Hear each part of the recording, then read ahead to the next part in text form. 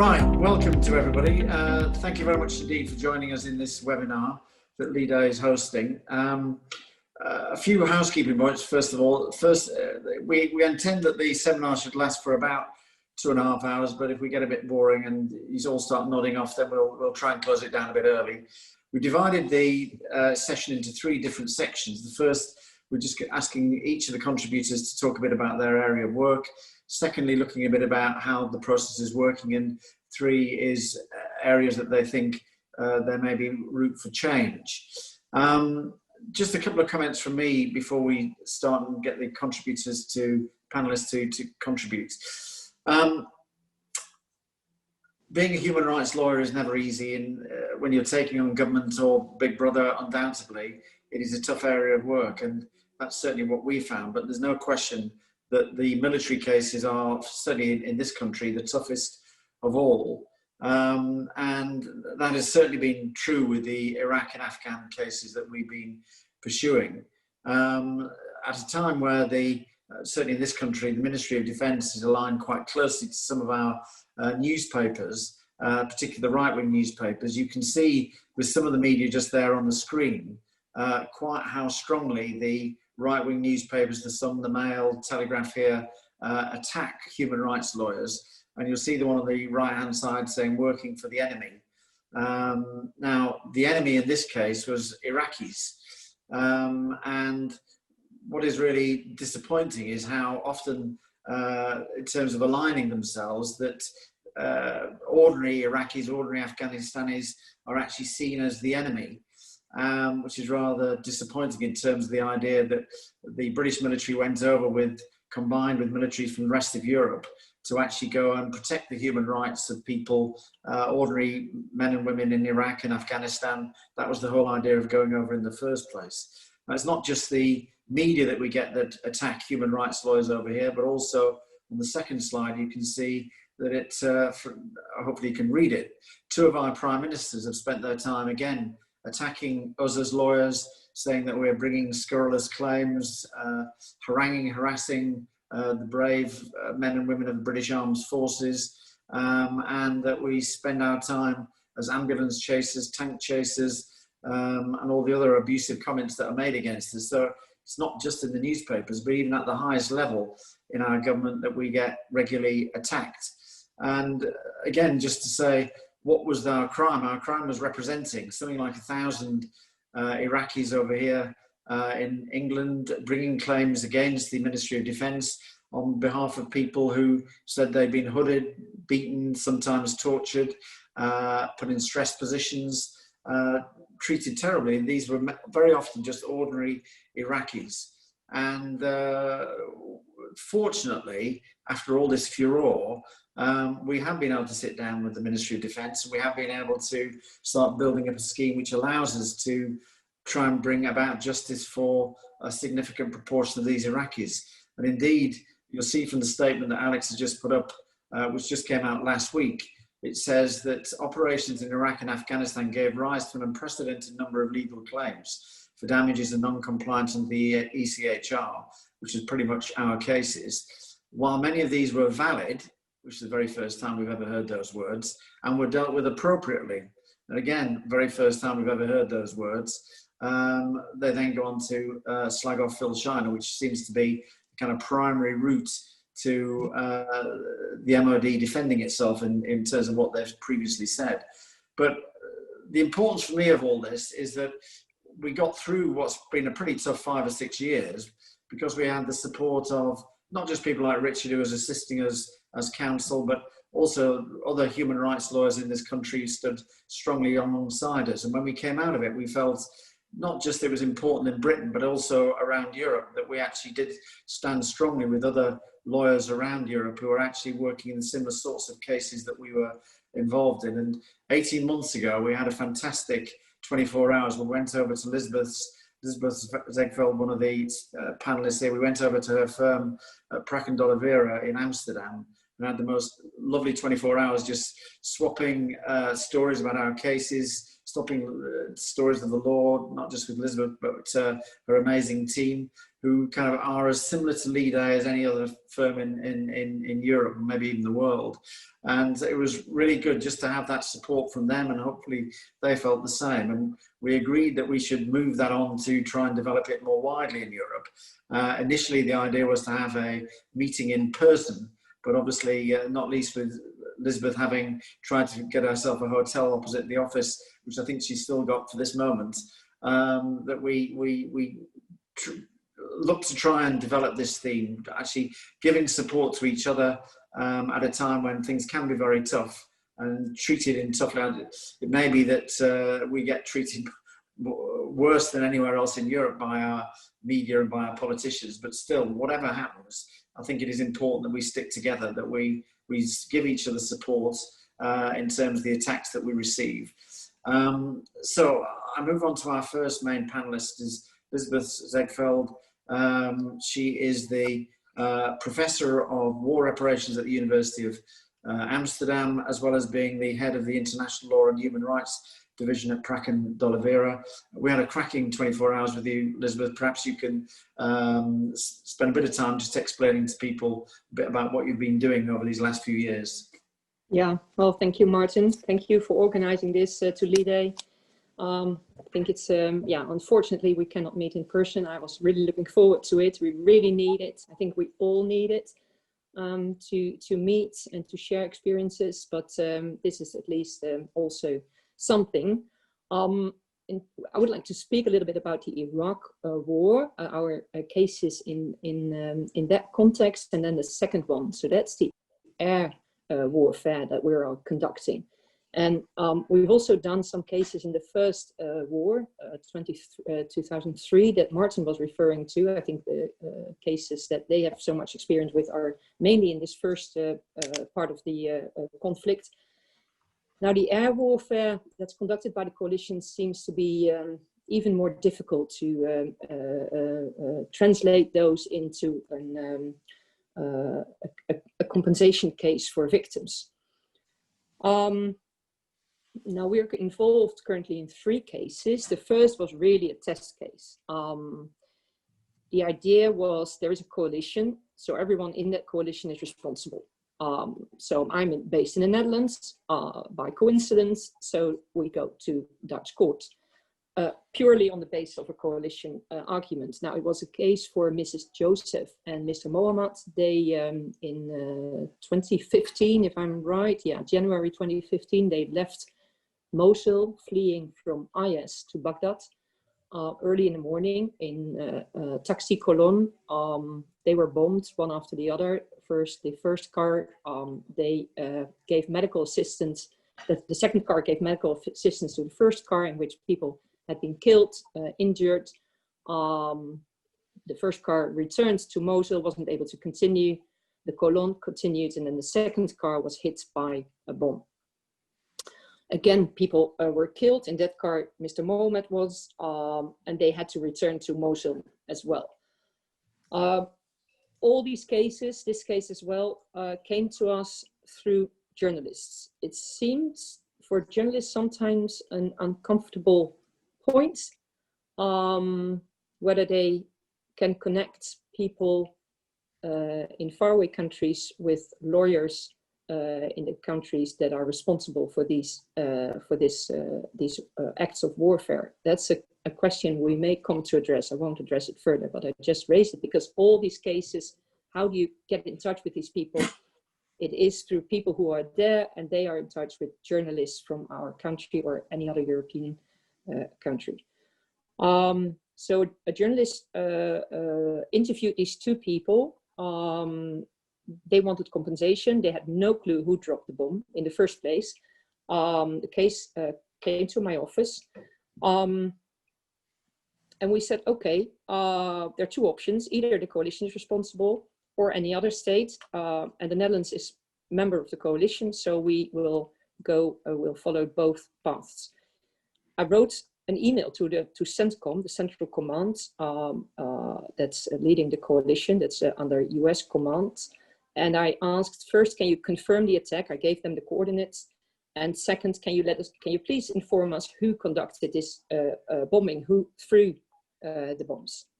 Now, they weren't prepared to confirm the attack. That was the first one, the first answer we got. And the second answer as to the division of responsibility, the question who actually conducted this attack, they said, and I quote because it's of importance, we do not, that's what CENTCOM answers, we do not categorize strikes by nation. There's no single nation involved in the strike process, which includes intelligence, reconnaissance, and surveillance, and planning before actual strike is conducted. All strikes are conducted by the coalition. Now, there are two interesting aspects to that. First, they refer to themselves as the coalition. We knew that, but they suggested that they are a kind of entity that can take responsibility, that they are a legal entity. They cannot, they do not have legal personality, and they cannot bear responsibility. Yet towards organizations, perhaps even individual victims, they do create this impression, they do give this impression. Now, as to the second aspect that's important is that they say each member state of the coalition can be connected to each and every strike, because there's so many aspects to this strike that this is divided among the coalition states. So even if states have not dropped the bomb, they still are involved in collection of intelligence or surveillance. So all states are responsible. Well, that's great. So we could turn to the Netherlands and say, hey, listen, whatever you've done something. So please, can we address you on behalf of these victims? On the side point, that our Ministry of Defense held a weekly journal on its attacks, about its attacks in Iraq, and it had published that it had flown F-16s in that very week. So who knows, they actually did drop this very bomb, but we didn't know. We asked them, we wrote to the Ministry of Defense, we gave them again the coordinates, and we said, could you please let us know whether either you did it or you didn't do it? And if you didn't do it, what did you do? They refused to give any information. They said they sincerely regretted these victims. They sympathized with them, but that was about it. The arguments they gave was the known arguments: the safety of our pilots. There are 4 Dutch pilots involved in these strikes, national security, and coalition interests. It would affect the cooperation with the coalition. So we decided to go to Dutch court in a disclosure procedure to demand from our ministry that they would share with us information on their participation, their role in the coalition, and in particular in this very strike. Now, days before the hearing, they finally revealed that they didn't conduct this very bombing, this very attack. They said we weren't even in that area, though we conducted strikes those in that week, as you can see from our weekly journal, but we weren't in that area. We considered what we had to push through to the courts because what was left was really the coalition arguments. We did push through, we went to court and asked the courts, they still should give information because they're a member of the coalition. And all states are responsible for coalition strikes. The court denied our request, and the argument was that the connection between the Netherlands and the coalition was too weak as a basis for disclosure of information. So the coalition structure as such is not sufficient to create responsibility. You have to know in what way a country is involved in a particular strike. It may not have dropped the bombing, but you need to know about their concrete actions, which is of course a trouble in these cases. So we were preparing the appeal, and then we got 2 new cases that gave us better prospects. The first is perhaps a known case.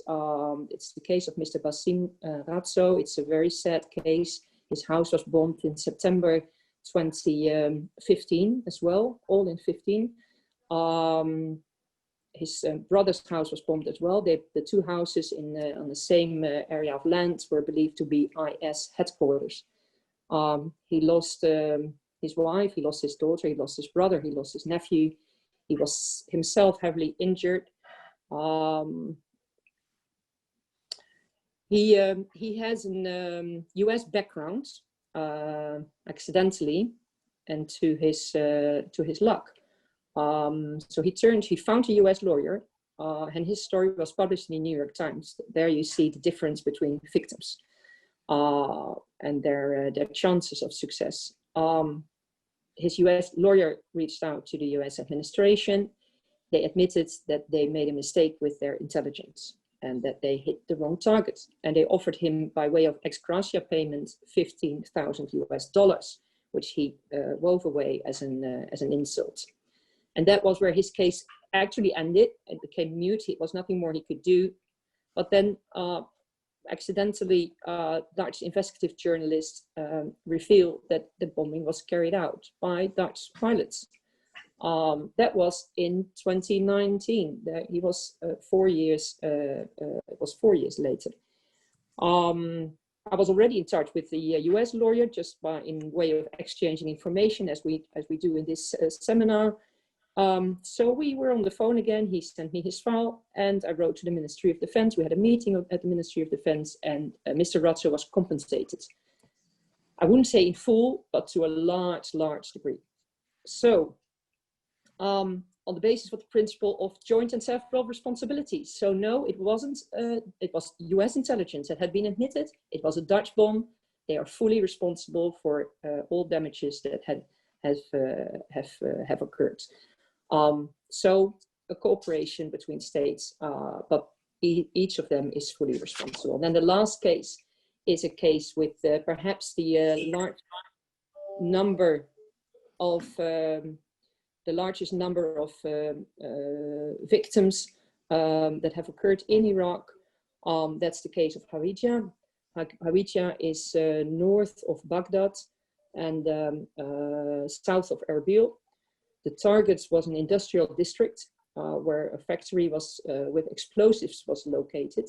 The amount of explosives was estimated, but the estimate turned out to be wrong. There was much more stored in the factory.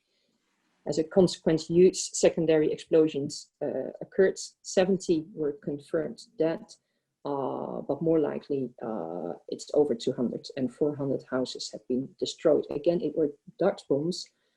It was US intelligence. And it was again on the basis of investigation by journalists that it was revealed that these were Dutch pilots.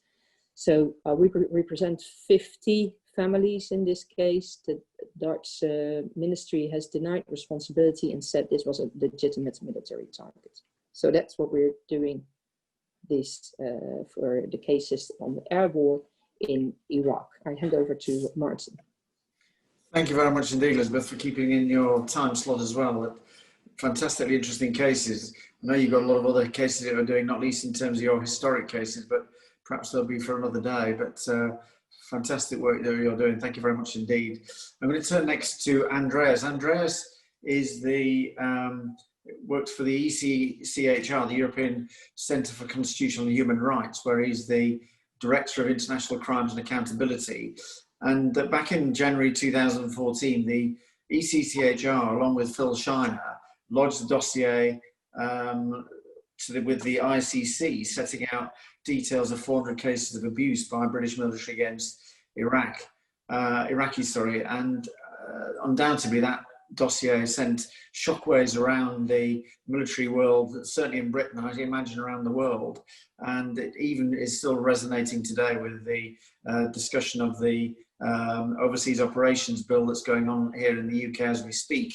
Undoubtedly, the impact of the filing of that dossier remains very strong in the UK, and I should think the military will be looking at Andreas very carefully, as well as they obviously did with the rest of what's been going on. So, Andreas, we're very keen to hear about obviously that and any other things that you want to tell us about, but we look forward to hearing what you have to say. Yeah, thank you very much, Martyn and Leigh, for organizing this webinar and for inviting us. As you mentioned, it's a case which has been already before British courts, partly also before the European Court of Human Rights, and then in 2014, together with Phil Shiner, public interest lawyer, we at ECCHR brought it before the International Criminal Court in The Hague, basically as the court of last resort, who's also only competent if a state is unable or unwilling to generally investigate or prosecute cases of international crimes. The focus of the Article 15 communication to the ICC was on command responsibility, and that's an important point because the International Criminal Court mostly looks into systemic issues, systems of crimes, and there at chains of command and those bearing the greatest responsibility. So they are not going usually until against any soldier directly, but rather those in charge and responsible for a system of international crimes. Our communication led rather quickly into the reopening of the so-called preliminary examination by the Office of the Prosecutor of the ICC in 2014, reopening because the ICC already had a case open on allegations of British torture in Iraq in 2005, 2006, closed it at the time, and only when we presented in 2014 more cases, more allegations, it was reopened, and until today it's under preliminary examination. In the meantime, the office found reasonable basis to believe that war crimes have been committed. It's a very low test from a legal perspective, the reasonable basis to believe test. But that has been confirmed basically so that the allegations fulfill this test. And basically now we are at a stage where the assessment of the genuineness of domestic procedures is crucial, which means whether British authorities were willing and able to investigate and prosecute genuinely the allegations. Here, and I will also talk a bit more about it, I think later on. Of course, the work of the Iraqi Historic Allegation Team that I had is quite crucial to look at. But actually, of course, the kind of story starts already when the crimes and abuses happened, starting in 2003, and the very first investigations back then, for example, by the Royal Military Police, which from our perspective pose a pretty big problem because they're extremely badly conducted, so that in the end there was more evidence destroyed than secured, which then, and I think that's also something we will discuss later, leads to and quite a number of follow-up problems for other investigation teams and also for prosecutors if the very first investigation is pretty much flawed. With the Iraqi Historic Allegation Team, there are also a number of issues which are of high interest for the International Criminal Court in taking its decision. That's basically the allegations of a cover-up by IHAT, which was revealed in a BBC Panorama program last year in November, where senior detectives and others openly spoke that when they were looking into systemic issues, so basically exactly the issues which would also be of interest of the International Criminal Court, they were blocked in questioning witnesses and in proceeding their investigations. And that's the crucial point actually at this stage for the International Criminal Court in its decision whether to open or request the opening of formal investigations to the pretrial chamber, which would now be the regular next step in the procedure. So basically we are waiting for the Office of the Prosecutor to make this request to the pretrial chamber.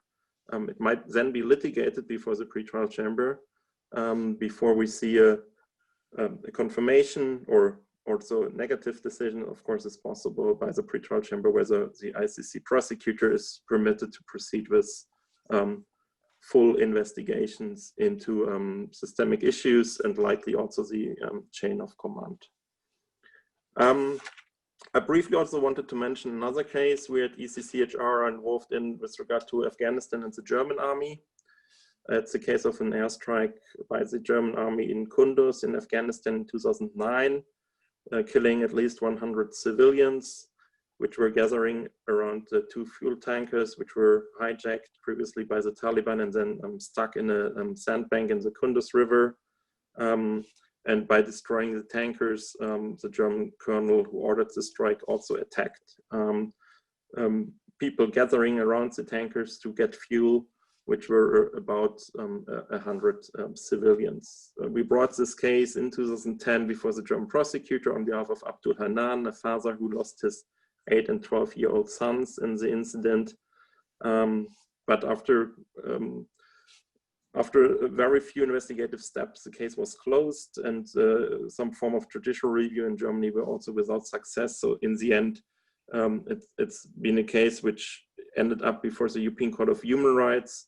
And it's quite telling from our perspective that there immediately it was put before the Grand Chamber and heard by the Grand Chamber in February this year, after no German court basically took the case, and now we are waiting for a judgment. And here again, it's about, to some extent, at least on the procedural side of Article 2, the right to life, and again, the question of genuine investigations and the duty to investigate and prosecute Article 2, right to life violations in a war theater. So basically a similar question at this stage of litigation, which goes back to the early on investigations by states when their armed forces are committing abuse or other potential IHL or human rights violations. Yeah, I'll leave it here, and I'm happy to add on both. Can I just ask you one question, Andreas? What's been the reaction in Germany to your ICC dossier when you lodged that, and since then? Do you ever get any political or media pressure in relation to that step that you took? You mean the case against the German armed forces? No, about the ICC when you delivered the dossier about the British military. Okay.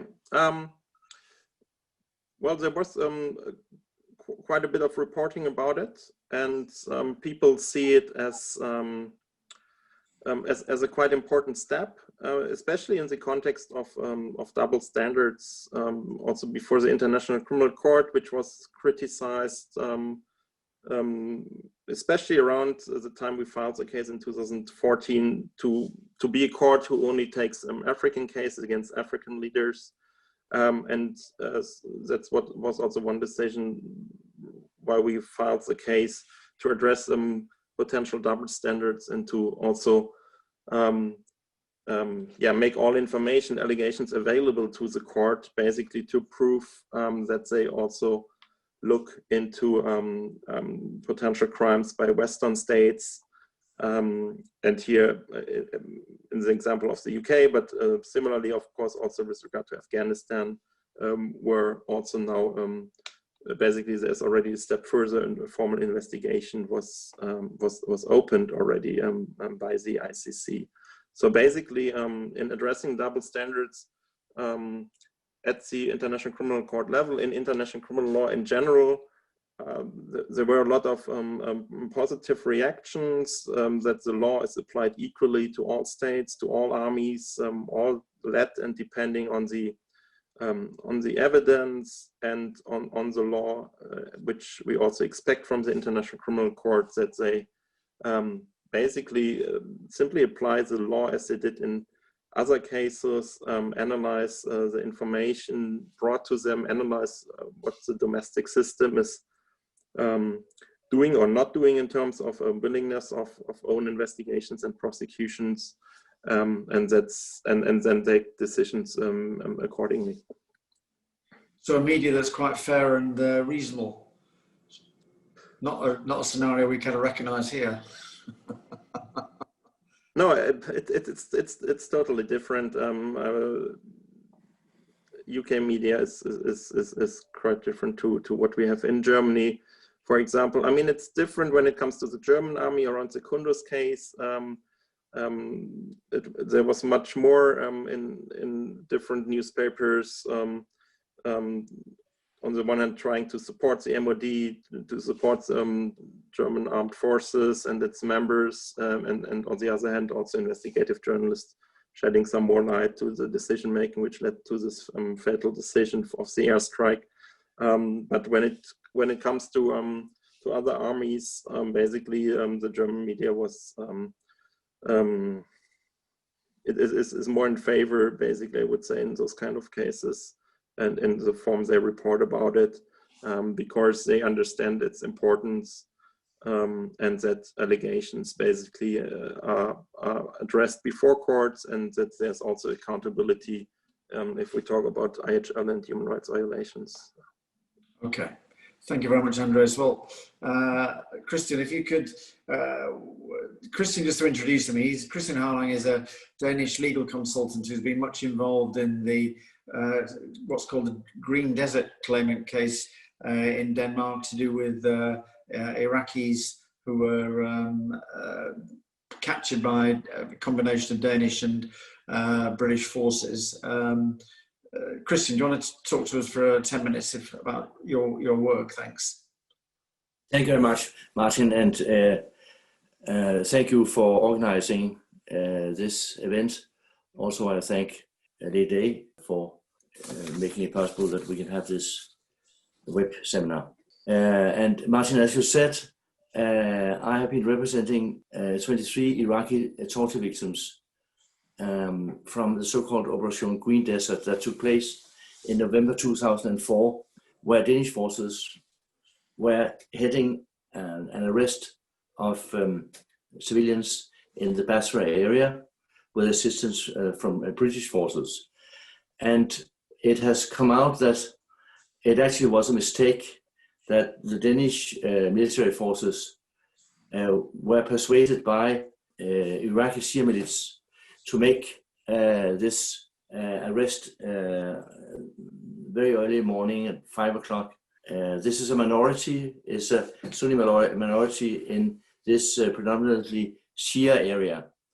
What the reality that came out of this was that there were no proofs of weapons, no proofs of explosives, no proofs of rockets launching equipments, etc. So the reality is that it was a fiasco that the Danish military was involved into. We have in this lawsuit a whistleblower, which was the officer who was second in command.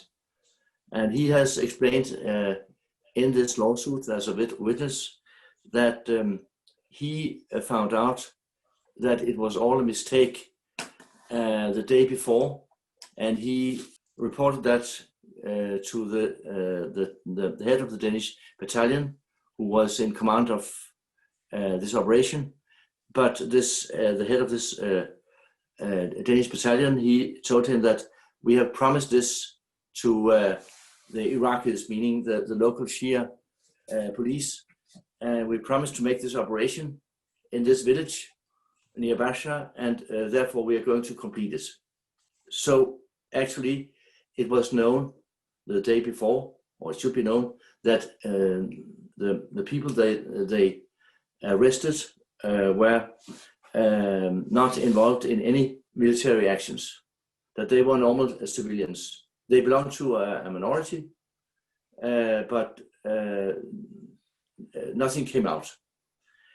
And during this operation, they were abused. We had a video taken that was originally denied, but it was taken by so-called combat cameras that the British forces had lent it to the military force. And what we have managed to get into the case is a video film showing the arrest and showing how heavy-handed it was made, how brutally it was made by the forces with the assistance of Iraqi police. This was bad, but what is worse is that after they were interviewed in the Sapna Malik base by Danish military, in which it must have appeared that they were innocent, that had nothing to do with military actions. They were not freed as they should, because it was a mistake. No, they were handed over to the Iraqi Syria police.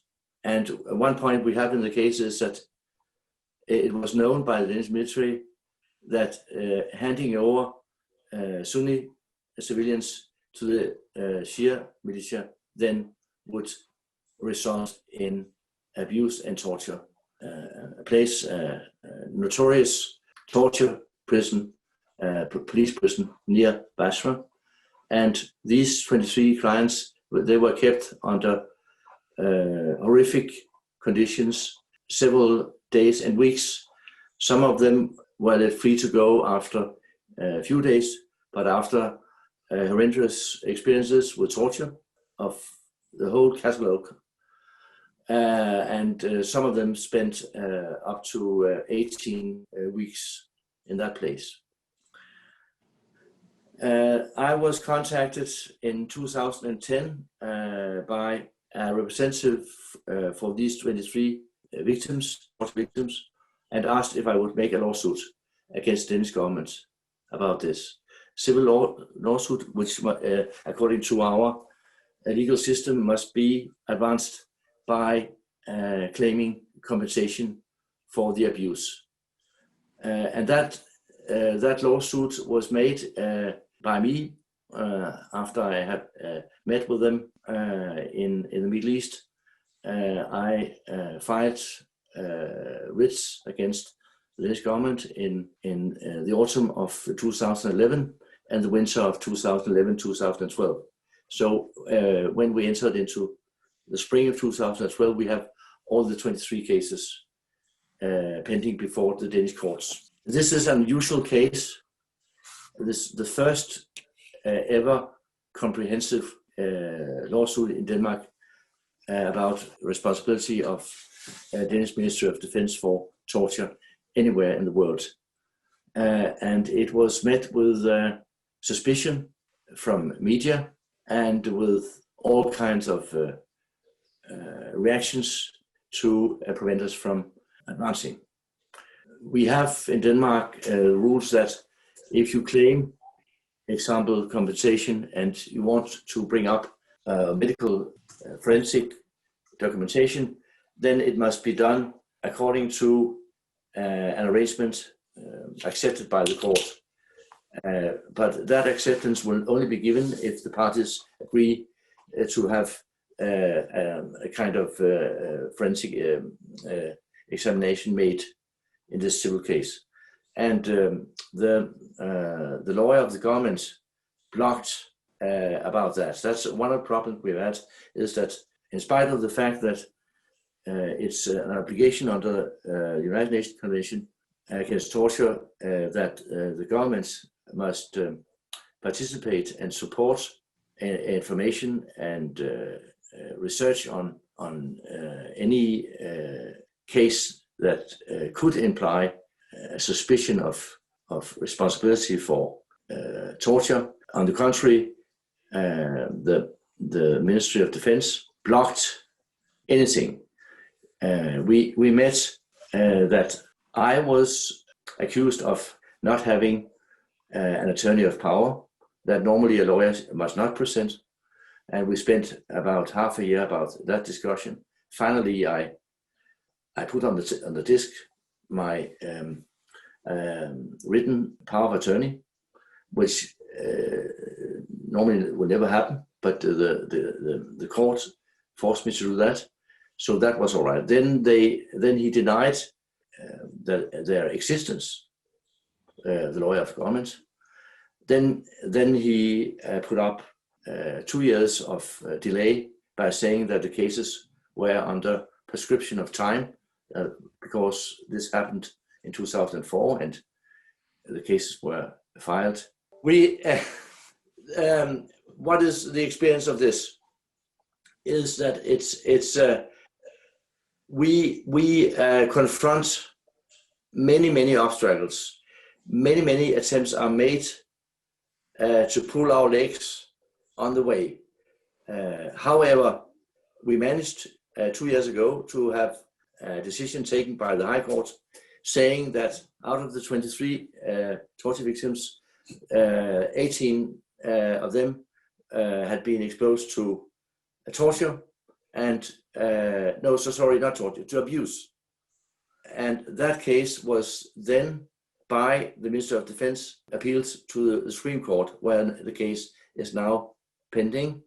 And I would end by saying that we now have a kind of déjà vu on what happened all the years in the High Court, namely that the lawyer of the government is using all kinds of dirty tricks to prevent the case from being enlightened, prevent the clients from having the right to appear in the court personally and give their testimony. It's a long story, but and if I should conclude, I would say that we have, though you have a very strong case, though you have forensic reports confirming that abuse has been committed and that the clients are victims of physical and mental damages, it's very difficult, and many obstacles are put up. And the media, what was described also by you, the right-wing media concept has been a burden and has been actually an advantage for the government. But the truth has a tendency to find its way, and that is what is happening. Christian, totally agree. Thank you very much indeed. Thank you. Very interesting. No, you had a lot to say. I totally understand that, absolutely. We're going to move straight on to Sapna. Sapna Malik has been acting in claims involving the military for about 20 years. She's seen in this country as the doyenne of military claims, and last year was awarded the Law Society's Human Rights Award. I can give you no better introduction, but the words they used at the time is said, Sapna is a prominent human rights lawyer who has run several groundbreaking test cases. She's proven herself to be a model for young lawyers, fighting fearlessly against huge odds. The judges were impressed by her outstanding dedication, commitment, and perseverance. She's one of the bravest lawyers I know. It's been a great privilege to work alongside for these 20 years. Sapna Malik. Gosh, thanks very much, Martyn, and everyone. Quite a big build-up to live up to. Of course, we all know that we do not run these cases in isolation, either as a single lawyer within the firm or as lawyers without esteemed counsel. So practically all the cases that I've been involved in over the last 15 years or so, arising out of the Iraq conflict, the Afghan conflict, the war on terror, has been at the helm, and together I think we've proved to be quite a formidable team. I'm just going to give quite a quick run through of the cases that we've been involved in. It's been quite a journey, as Martyn said and alluded to at the beginning, in terms of some of the battles that we faced out of the courtroom as well as in. I guess just starting, and then I'll focus really on the cases. As I said, we've been doing these over the last 15 years or so. The first few cases that we were involved in were pretty high profile ones where quite rarely in these cases there was either photographic evidence, video evidence, or other contemporaneous evidence, or quite suspect of the events at the time. So for instance, who was killed after 3 days in British custody, or during 3 days in British custody back in September 2003, which just alluding to what Elizabeth was mentioned at the beginning, I think really came to light because of the perseverance of his father, and his father reaching out to the international journalist, in particular Robert Fisk, just knowing that what had happened to his son was so wrong, and reaching out, and who knows, if it hadn't been for him, that the case may never have come to light. Other cases included the Camp Breadbasket case, as a series of really notorious treatment of, again, primarily Iraqi men at a food depot in Basra, following the fall of, or the end of hostilities. And again, they came to light bizarrely because a soldier had taken photographs of the abuse, including sexual abuse and simulated sexual acts, and had dropped them off at his local photographer's shop, not thinking that they really illustrated crimes. So those are some of the early cases. Other cases involving the case of a teenager who drowned and a young man who drowned after being captured by British forces. At the time, I think the army was very keen to say that they were just a few examples of a few bad apples. There wasn't really any evidence of systemic abuse. But in the years that followed, while they are certainly some of the more extreme cases, we were instructed by many hundreds of Iraqis who'd been detained by the British forces and complained, as Martyn said in the beginning, of being subjected to some of the unlawful techniques that were reintroduced into Iraq, such as hooding and stressing and food, water deprivation, and also alleging unlawful detention. And they formed the bulk of the cases that we've dealt with over the last few years. They've been brought against a changing landscape, particular rulings from the European Court of Human Rights. For instance, the Al-Scani and Al-Jabr decisions back in 2011 of the ECHR, and the obligations of the UK under Article 5 in particular of the ECHR, and then the case of Hassan in 2014, which introduced this idea of modification of rights and obligations under the ECHR by international humanitarian law. The cases have also been brought against a changing political landscape. So they started off when Labour was still in force, and of course it was Labour that took the UK into war.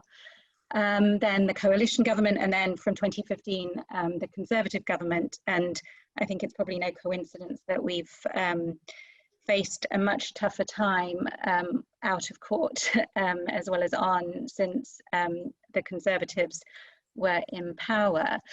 The cases have involved several trips up to the Supreme Court to determine issues such as the constitutional role of the courts and the jurisdiction of the courts when the UK government is acting abroad. And the UK has been very keen to try and get as much as it can out of the court's remit, but luckily a lot has stayed in.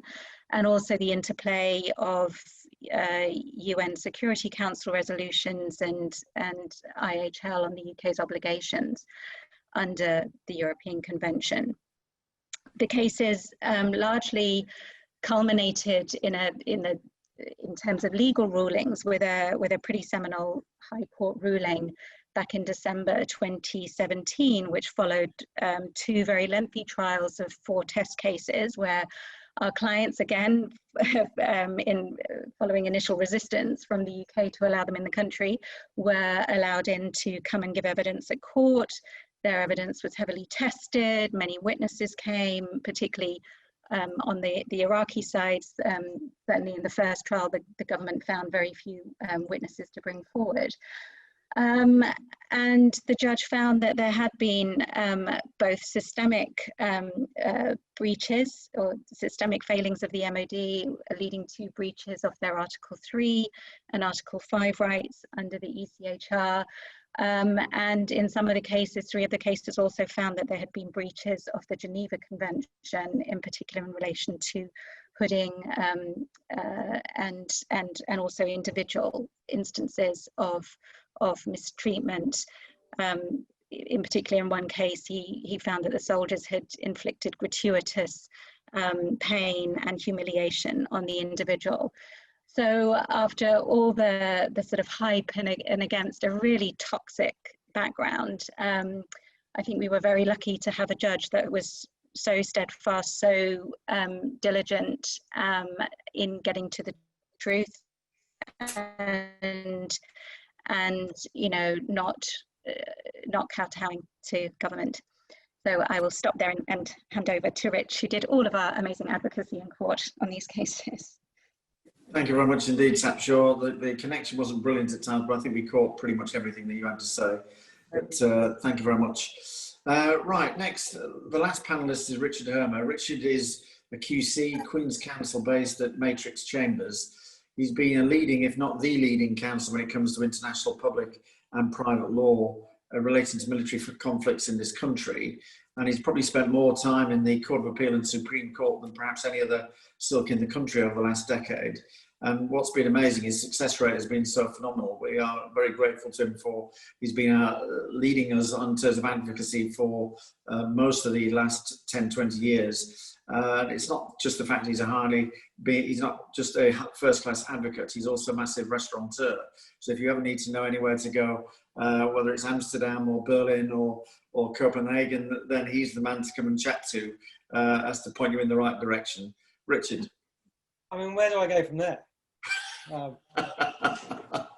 Thank you very much, I think. Well, look, in one sense, describing the cases I've been involved in is very easy. I just say, yeah, you've heard from Sapna, and those are the cases. So instead of just kind of going through those, why don't I just try and give a kind of overview, a taxonomy of the cases that have been before the UK court. So it gives a structure to what we've been doing. And broadly, there have been two types of cases that have been brought. The first, which were the first wave of cases, were what in English law we call public law cases. So they're challenges to decisions of the government. And in these cases, they were challenges to the decision of the government not to have independent investigations into allegations of mistreatment or unlawful killings in the Iraq conflict. And the juridical basis for those was the European Convention, which we have indirectly incorporated into domestic law through our Human Rights Act, which allows domestic courts to give effect directly to them.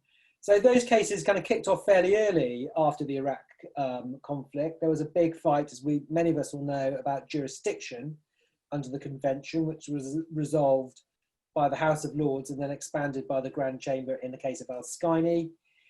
We then had a big battle in a case called Al-Jeddah about the extent to which the convention applies when you're detaining people overseas pursuant to United Nations Security Council resolution. Now, for the most part, the legal issues in those type of cases resolved early on, and the battle in the courts and the public law cases centered on what an independent investigation had to look like. And the claimant saying it doesn't look like a RMP investigation circa 2004 to 2005.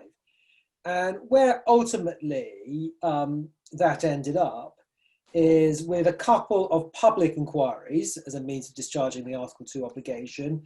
One Baha Musa inquiry, one Al Swadi inquiry, both very lengthy investigations with two very different types of conclusions.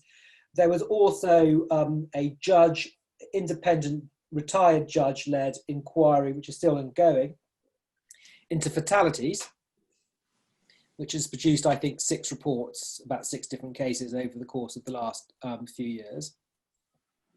And then there was IHAT, which Andreas has already referred to, the kind of more independent version of an RMP investigation, which was wrapped up by the government in very controversial terms about 2 years ago. And we can come back to that maybe later in the seminar.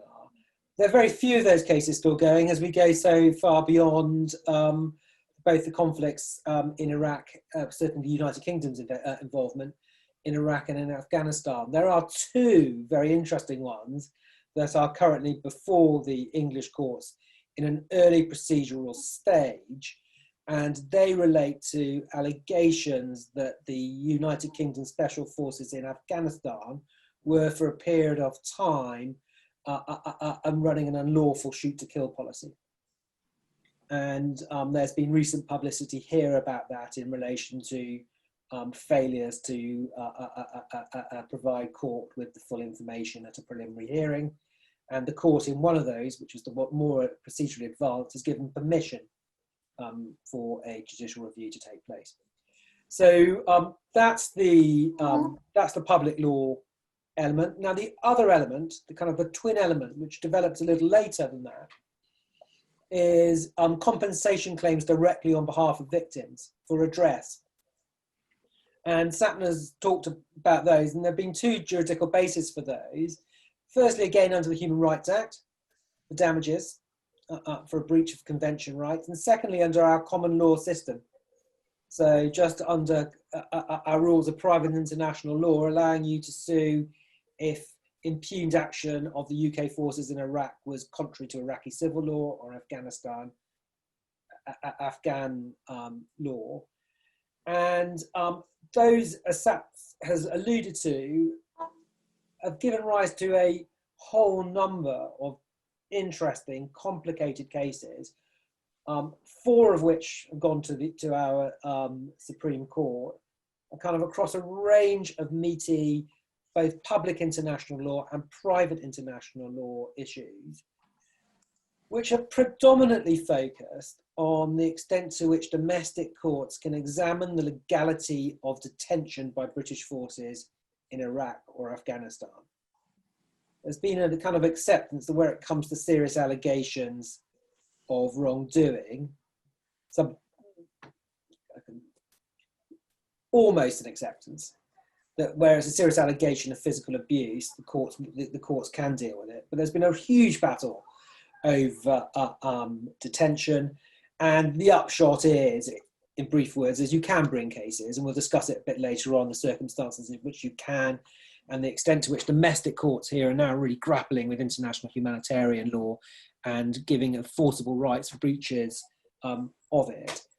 So, I mean, I think it's worth just kind of stressing the point that Saps was making about the trials that we had, because they were pretty unprecedented. So they came at the back end of all those Supreme Court judgments.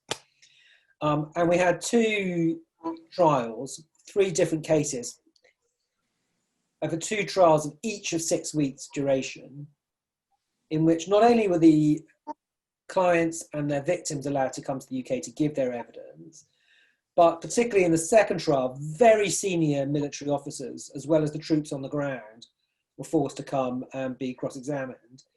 And the judgment that we got, it's from a judge who's now gone very, very quickly to the Supreme Court, a guy called George Leggett. Just absolutely extraordinary piece of jurisprudence. I mean, it's a long read. It's over 1,000, I think 1,000 paragraphs, but it's just a brilliant analysis, not simply of the facts of those cases, but it's it's across the board of all the issues that had arisen over really the past 15 years of litigation. All the defences considered, international humanitarian law considered, bringing it all together. It's an absolutely extraordinary piece. And later on, perhaps we can start talking about how the various institutions have performed over the last 15 years, be it media, parliamentarian, civil society. But in respect of the courts, this is really it was really an extraordinary moment to see. So that's been my shared experience with Sapna and you, Martyn, over the course of the last, it can't be 20 years, over the course of the last few years. Thank you very much indeed, Richard. Very, very interesting stuff.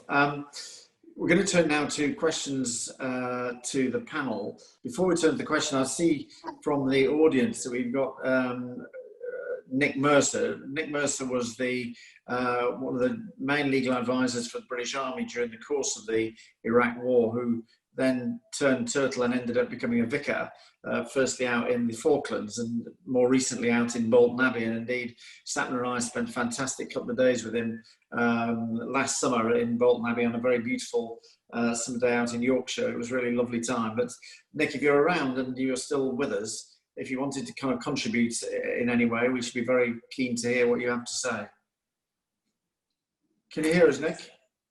Yeah, I can hear you. Can you hear me now? We can hear you. We can't see you, but we can hear you. Yeah. I'm sorry, I'm on a fishing holiday, actually. Fine. I've just come in from the fishing and dried off. Can I first of all say, Martyn, thank you very much for the introduction. And thank you for inviting me. I mean, I've been out of the law for a decade, but in a sense, I started all this off by writing a memo of complaint in March 2003 to the GOC WANDIV about hooding and stress positions of prisoners. And it seems amazing that we're still traveling this journey. So for me, it's been an extraordinary chapter of my life. It's almost all consuming in many ways. But I think in looking at this contextually, soon after I left the army, I was given a book called Cruel Britannia by Ian Cobain.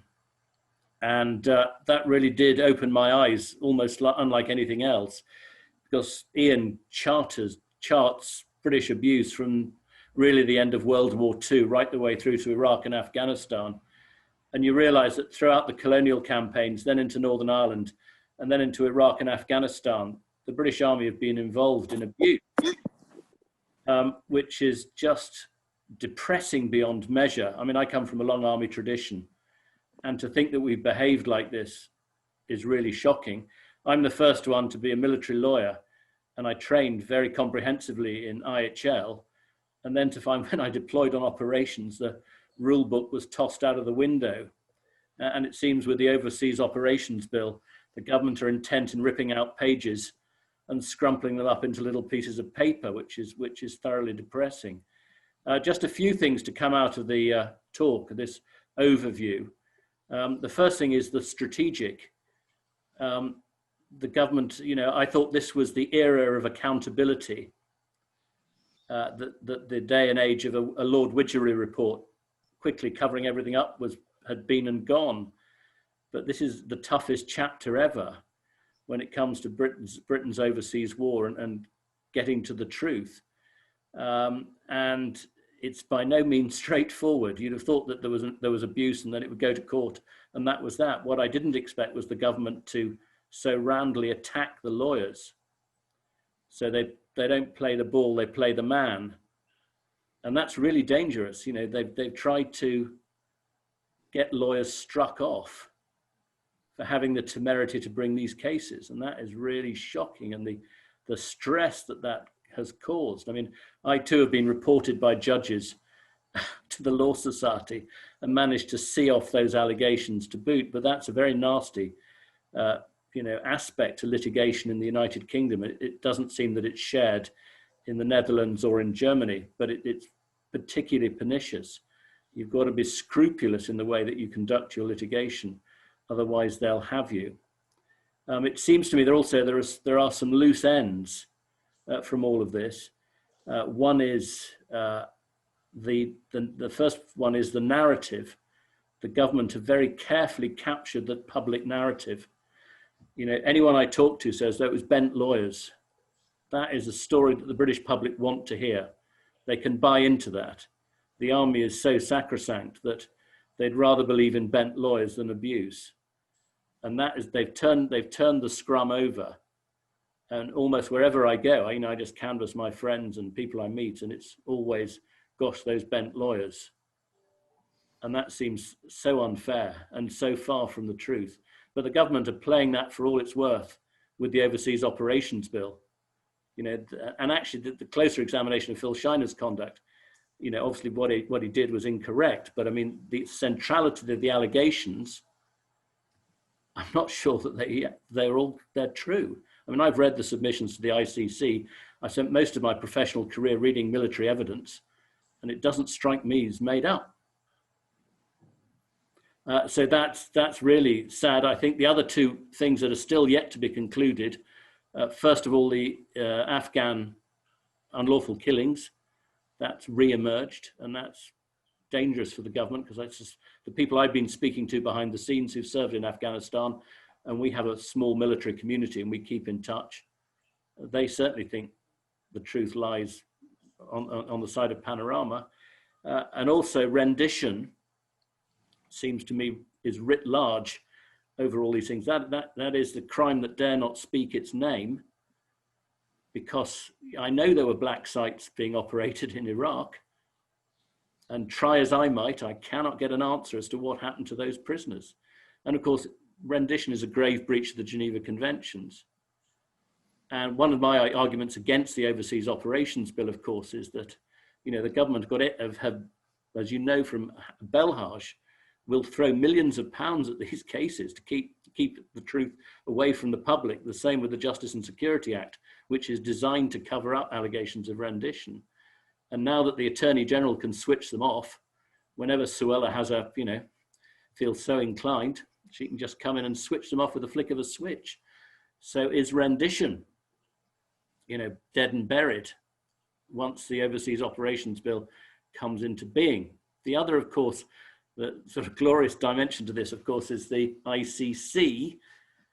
And the fact is that I know they've been doing quite a lot of work recently on, has there been a proper investigation? So I know they've been making inquiry into that, because certainly I've made allegations about rendition, because, you know, I came to my attention there were black sites being run, and try as I might, I can't get an answer out of the British government. I've tried, they're not going to tell the vicar what happened.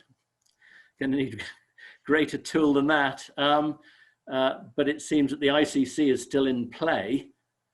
And I think one is ever hopeful that something might turn up, but the tide is against us on this, I think. And it may be that this is another chapter, and we wait for the next campaign when we're really old or whatever, we've retired or whatever happens, and we watch from the sidelines. So, I mean, I came back from Iraq in 2003. My parents were still alive then. And there was so much had happened that I said to them over dinner, this isn't going to end till 2012. And here we are in 2020. So is it 2025? Who knows? Who knows? Anyhow, Martyn, thank you very much for the kind invitation. I've really enjoyed listening to, getting a roundup of everything that's happened, and you know, looking back through the last 2 decades. Really, it is almost 20 years. I hope we haven't interfered with your fishing too much, Nick. I had a really good morning, Martyn, actually. Good to hear. Still raining hard, so I'm hoping for a good evening. Thank you very much for joining us. Nick, cheers. We've got 2 or 3 questions just to put to the panel. First from Clive Baldwin from Human Rights Watch. Clive says, what does the panel think? There doesn't seem to be any criminal investigations at all of the UK government ministers for command responsibility for war crimes, despite the law being clear under the UK's ICC Act. Andreas, what's your view on that as to why there's not being any criminal investigations? Yeah, thank you very much for the question. And actually, it's something I also want to play back to British lawyers. If you have this act domestically, why is it not used? From what we see is that there is also large misunderstanding or even lack of knowledge what command responsibility is, and that's one of the forms of personal liability under the Rome Statute of the International Criminal Court, which is a quite significant one for everyone in a command or superior position, because it would be sufficient to have reasons to know that that crimes are committed in units under your control, and you might already be criminal liable. So it's a pretty strong mode of individual liability, actually, especially in armies where you have a clear command chain. And of course, that also needs to be taken into account domestically and being also prosecuted domestically. From our experience and looking into the past of the British Army, it has been raised in the book of Ian Cobain on for example, looking into the history, we never seen any prosecutions of commander or higher ups. It were rather foot soldiers, and that's not sufficient, because with the command responsibility, you go at the core where the criminality lies, basically, because in those cases we're talking about systematic violence,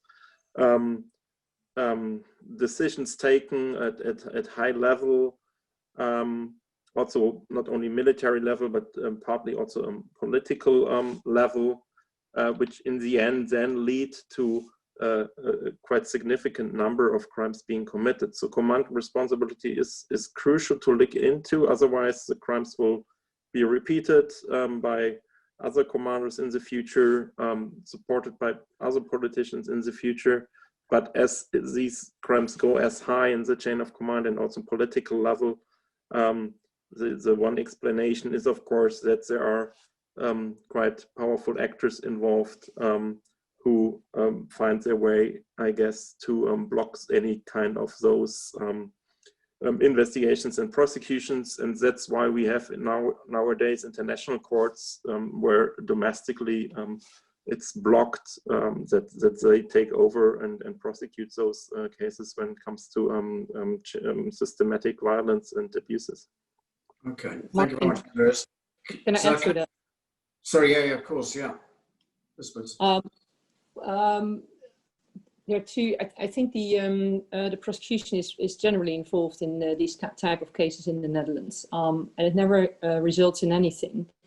Not even foot soldiers. I think if they would reach out to foot soldiers, the commanders would get involved too easily. We had once this Srebrenica case, and we went to the military court for prosecution simultaneously to the civil court case, and that was even a commander, and he said, if you prosecute me, I'll make sure that the Minister of Defense and everyone in the top of the Ministry of Defense will sit in that same chair of the accused. It won't stop with me. And that may be a fear when they start prosecuting someone. Where does it stop? And that's different, of course, with civil cases that are generally conducted against the state as an entity and not so much against individual persons. So they're really safer for the government. A point for the prosecution is also that these are conducted by military on the bench. So in our country, it's a military court of appeal that has 2 civil judges and 1 military. And that's for the judges to decide. And then the prosecutor is also in a link working in cooperation with the Ministry of Defense. And that's completely different from civil cases. So what we always fill in criminal courts until we go to the European Court of Human Rights and they force them to do an investigation or they convict them for not doing a prosecution and investigation. But in civil cases, it's a 100% different environment. And that's if you ask, which strategy would you follow, which road would you take? Definitely, I've decided, I've done so many of these cases, and at some point I said, well, that's it. I'm not going to waste my time anymore on the prosecutor. The cases are too dangerous, politically.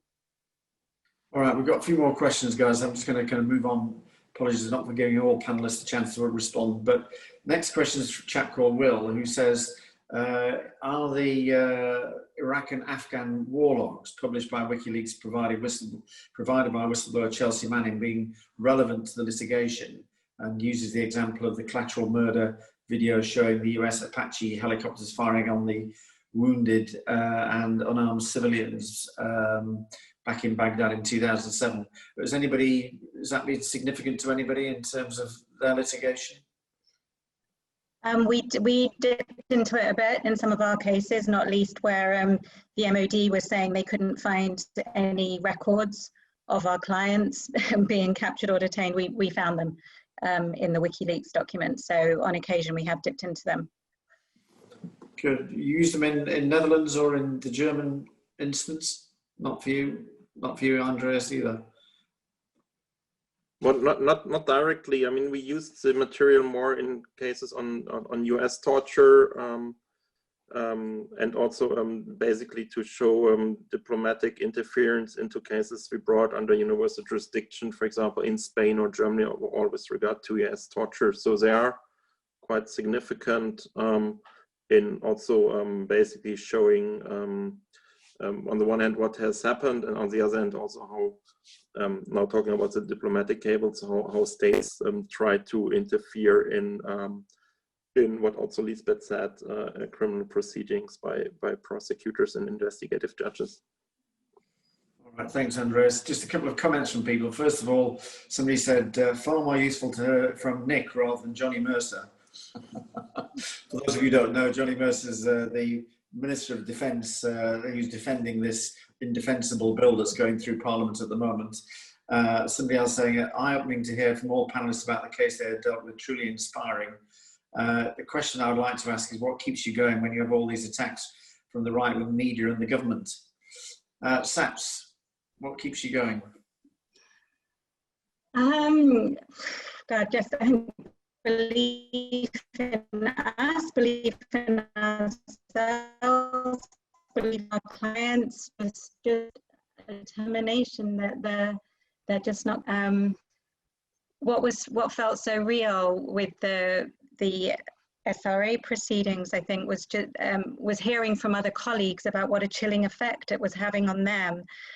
There were parts of the allegations that really seemed to want to scare off lawyers from taking on these cases and questioning anything the state had done, and that's just so against the rule of law. And you know, one of the reasons I became a lawyer, I just wouldn't have it. So, but definitely society helped, particularly in those dark moments. Elizabeth, what's kept you going in all this? You asked me. Well, I guess we tend to win many cases, and we don't have this hostile environment. We're quite, I must say, quite successful, and I think things have changed since they realized that we may win these cases. Like the case of Basim Razzo. Okay, they kept it silent for 5 years, but once it arrived in the Netherlands, it was solved in 3 months and with an amazing effect. So, and that's not the first case. And I spoke to someone of the Ministry of Defense the other day, and he said, Lisbeth, haven't you noticed that we are changing? And I said, well, who knows? You know, I mean, it goes really step by step, and these changes are at a slow pace. But yeah, maybe we have a different, really a different environment here. And what I would be interested in as well, and maybe whether someone in the audience who could speak about that, or someone of our panel, is if this hostile environment also exists to that extent in the US, because it seems to be also a bit connected to the magnitude, or with the magnitude of the violations that have been committed. If it's really so much that you have to push under the carpet, then this may be kind of natural reaction. Yet I don't know whether that environment exists in the same way as it's in the US as it exists in the UK, and whether that is then also a thing of the culture, or would be interested in that one. Rich, I've got a separate question for you, if I might. Interesting question here. It says, is there a legal possibility to hold the Iraqi Prime Minister accountable while he is a British citizen?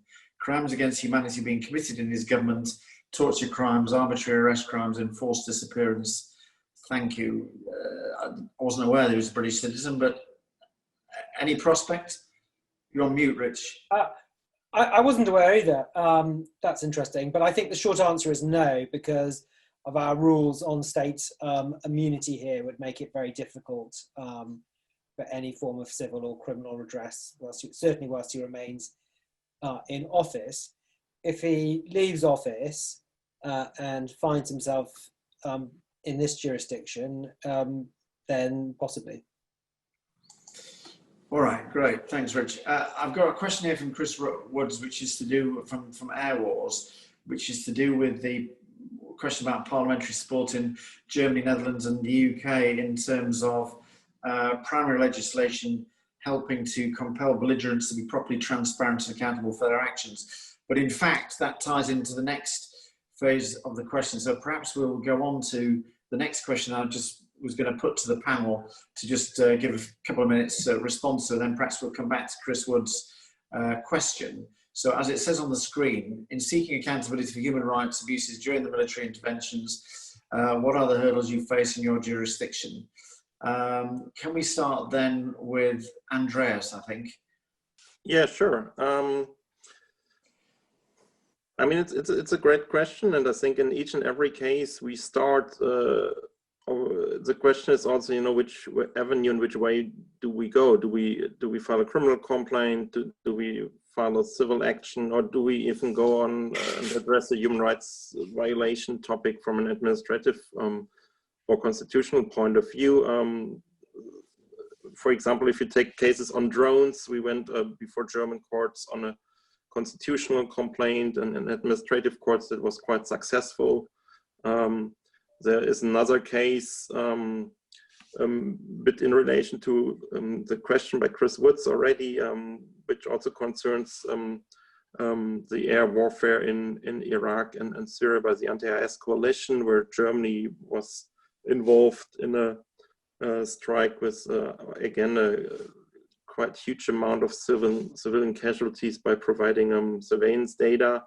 And there's no transparency whatsoever. And here, of course, a strong parliamentary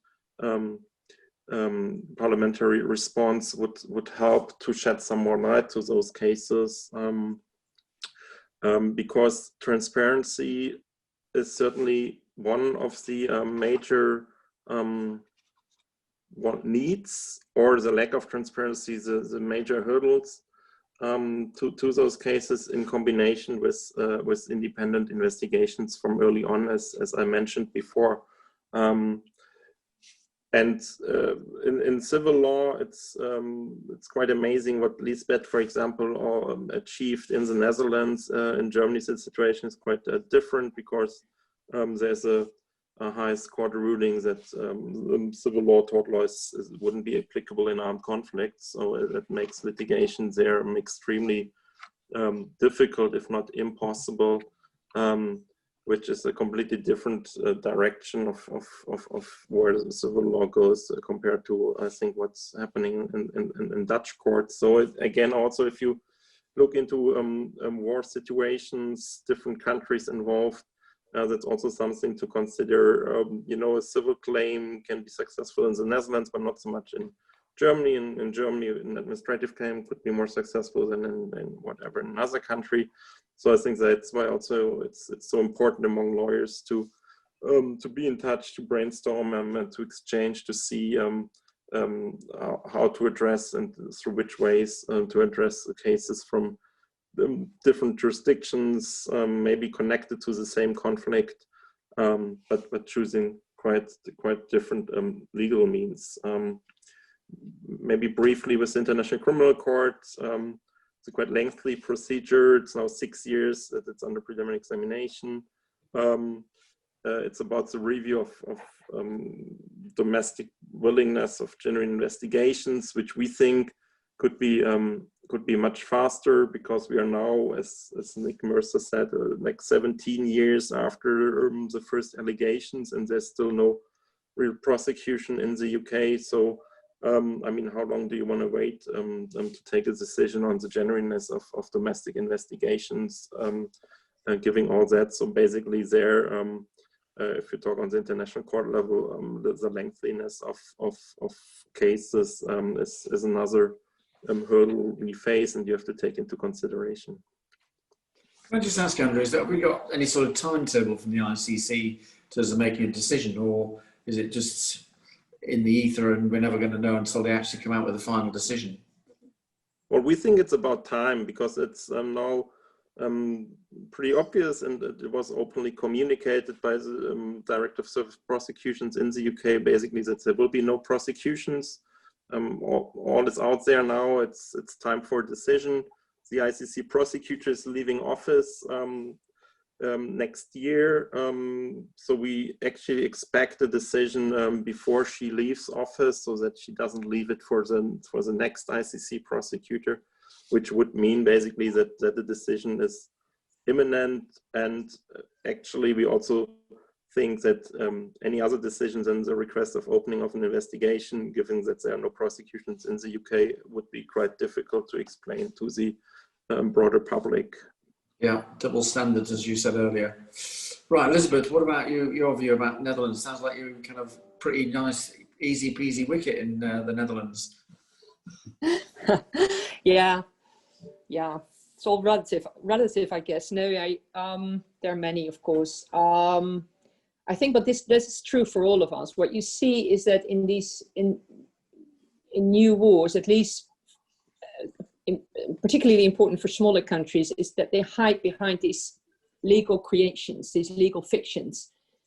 So the coalition in the example of the recent air warfare in Iraq is really a fiction that, for example, in Parliament is fully believed in as the entity that has to be addressed. You have to be in where are they based? In Qatar, I believe, in order to get any information and any answer to responsibility. Well, the truth is that it is the individual country. So it's being done on purpose in order to distract from all these individual actions that are being undertaken in this warfare. And that also has an effect on transparency. Because if it's a coalition, then apparently the coalition has to be transparent. No, it's individual countries that in the end has to be transparent at least as well. So that's, okay, we ended with Basim Razzo with a good compensation, but that was 5 years later. And before that, the answer was, you have to be in Iraq. That was the first answer. We bear no responsibility whatsoever. Then it is a coalition matter. And then when you have pushed through all of that, then, okay, we end up with the single countries. So that's one. And a personal frustration that I do have is the lack of military prosecutions. I find it wholly unacceptable that in my lifetime as a lawyer, I've seen no single prosecution for any violation during armed conflict. And that's just unthinkable. And I said that to this court several times. And I said, that's, even in terms of statistics, it cannot be. How am I going to explain this? And we're, yeah. And the last case we had was in a case on Iraq, where we won in the European Court of Human Rights, Jalut, that followed Al-Qaini. And the Dutch were convicted for lack of investigation. And then it turned out that all the statements of the Iraqi witnesses were left out of the file. So then we filed a criminal complaint against the prosecutor and said, well, you committed a crime for a faulty file, investigative file. And we went over it to court and we came close to it. But then in the end, he was excused and he said, yeah, it's not correct, but there was no intent to do this. And so he got off the hook.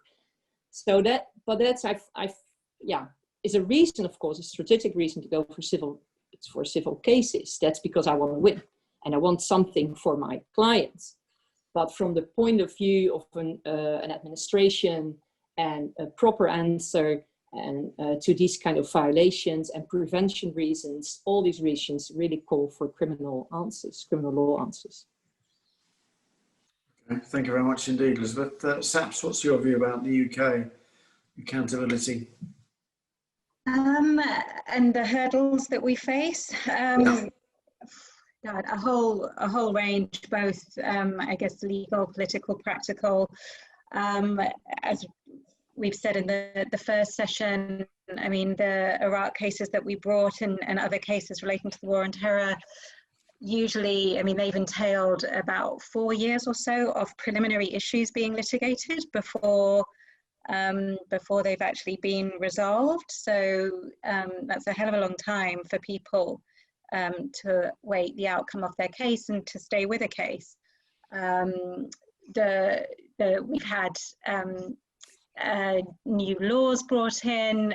Nick Mercer referred to the Justice and Security Act, which introduces the concept of closed material procedures, which means that the defendants can rely on closed evidence, closed defenses, closed witnesses that we never see, but the court sees, that we can't take instructions from our clients on. So we're really fighting with one hand behind our backs.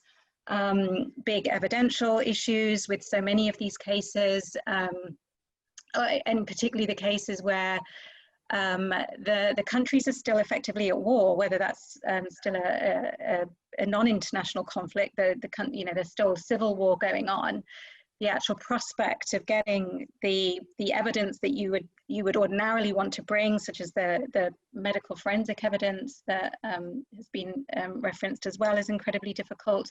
Often the only contemporaneous records are held by the Ministry of Defence, so we have to rely on them in actually finding the material, in having documented abuses in the first place, which occasionally happens but is incredibly rare. So a whole host of hurdles, and even trying to understand with sufficient rigor the laws of the various countries. So the civil law as it applies in Iraq on these various issues, or Afghanistan, or as we had to do in Balhaj, kind of follow his whole rendition circuit and understand the law.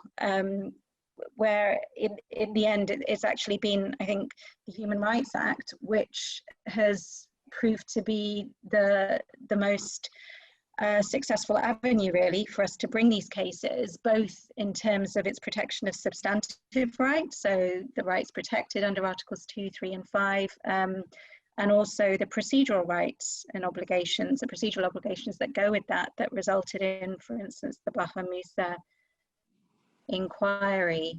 So don't know if that fully answered the question, but a lot of hurdles both on and off the court.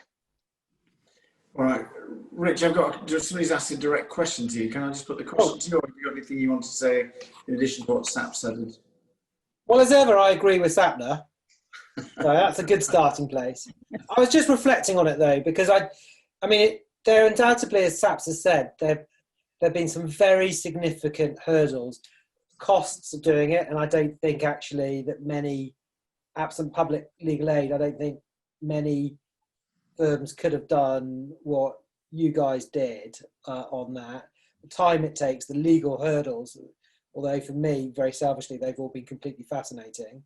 And I think most importantly of all, in terms of the kind of one side of the scales, was the, I mean, utterly disgraceful, politicised Solicitors Regulatory Authority proceedings, which I knew about in detail because I had to come and give evidence. So I speak with knowledge of having seen the materials, which were just utterly baseless, groundless, and dangerous. So that's on the one side.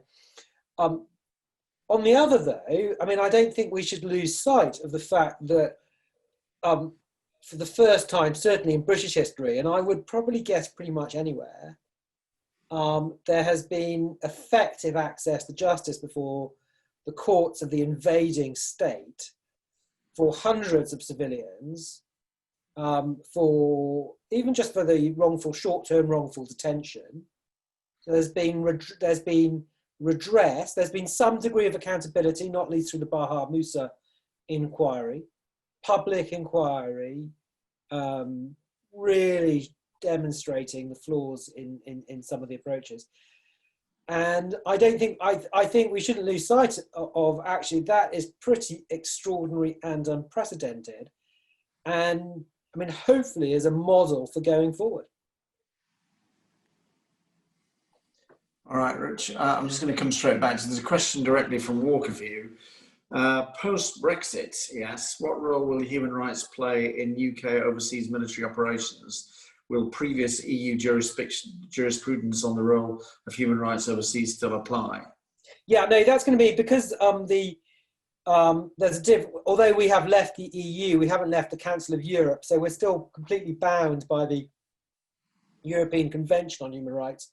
Sadly, not the EU Charter on Fundamental Rights, but we are still, so all the case law we established under the Human Rights Act will stay in place until such time as the Conservative Party either repeal the Human Rights Act, or what could happen in the bill that's being debated in Parliament today, which will direct the Secretary of State to consider derogating in any future conflict from the Human Rights Act. So that would, if the Secretary of State A chose to do it and B it was lawful, would have a very significant impact. Although I suspect, you know, in strong cases, if the Human Rights Act angle was shut down, then because we leave the Council of Europe, then the common law would develop to fill its place. Can I ask Andreas and Elizabeth whether, I mean, we've obviously got the Overseas Operations Bill here, which attempts to try and block some of what we've been doing over these last 20 years has been described.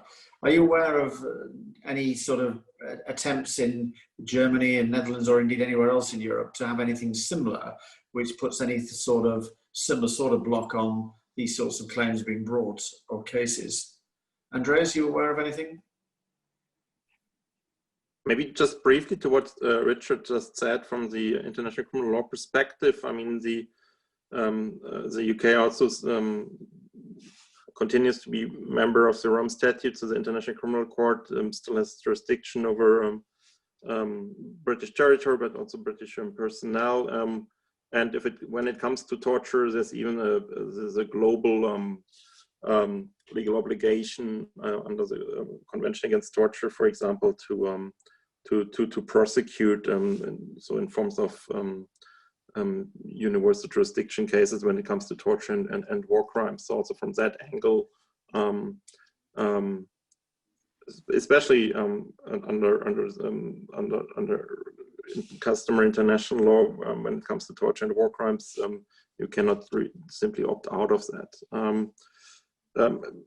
Tendencies in Germany in that regard, I would say no, nothing like a Brexit or a derogation from the European Convention. Although in Germany, in public international law, when it comes to the armed forces, there are some declarations made to some of the international conventions. So it's also not that there's nothing at all. And then the way it's been argued before, especially civil courts, as I mentioned before, that the tort law basically is not applicable in armed conflict, with one argument that it potentially would open a floodgate of still World War II reparation cases, which I think is nonsense.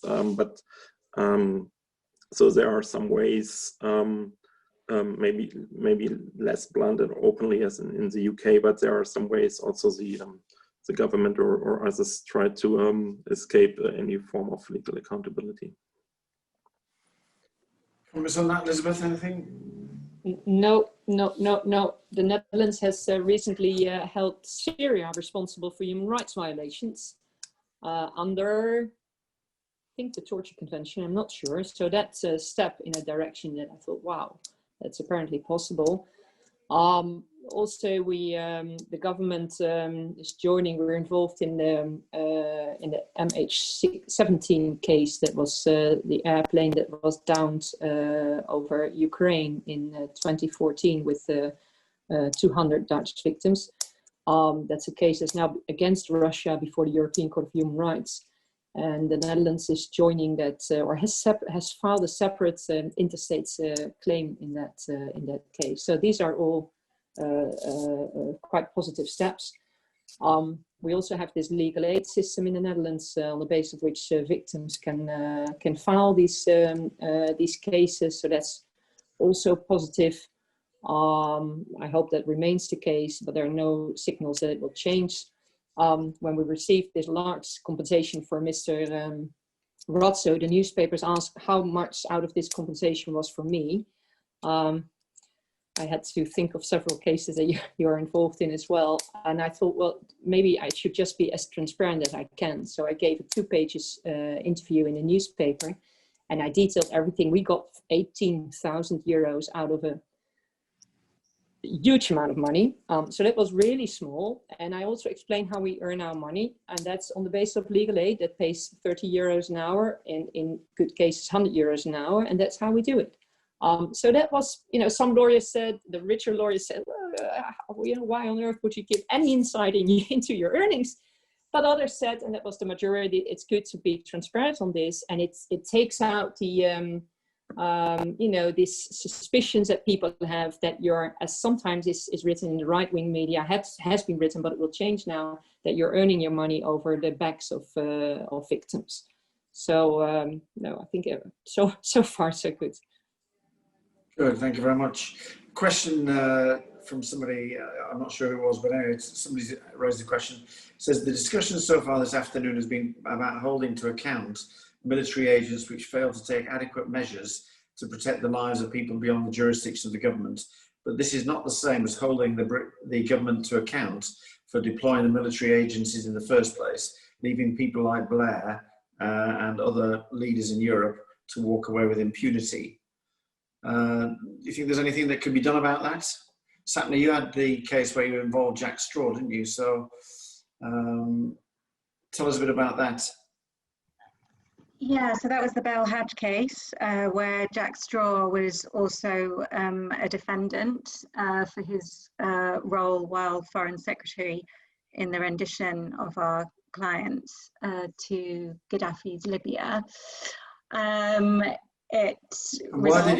did you bring him in that case, and why is it not normal to bring in either Jack Straw or Tony Blair or Prime Minister of Netherlands or Germany or whatever? In this case, there was some evidence that came to light while we were investigating the case of his particular involvement in it. It was a case where our client his main quest was to get an apology and to have full accountability.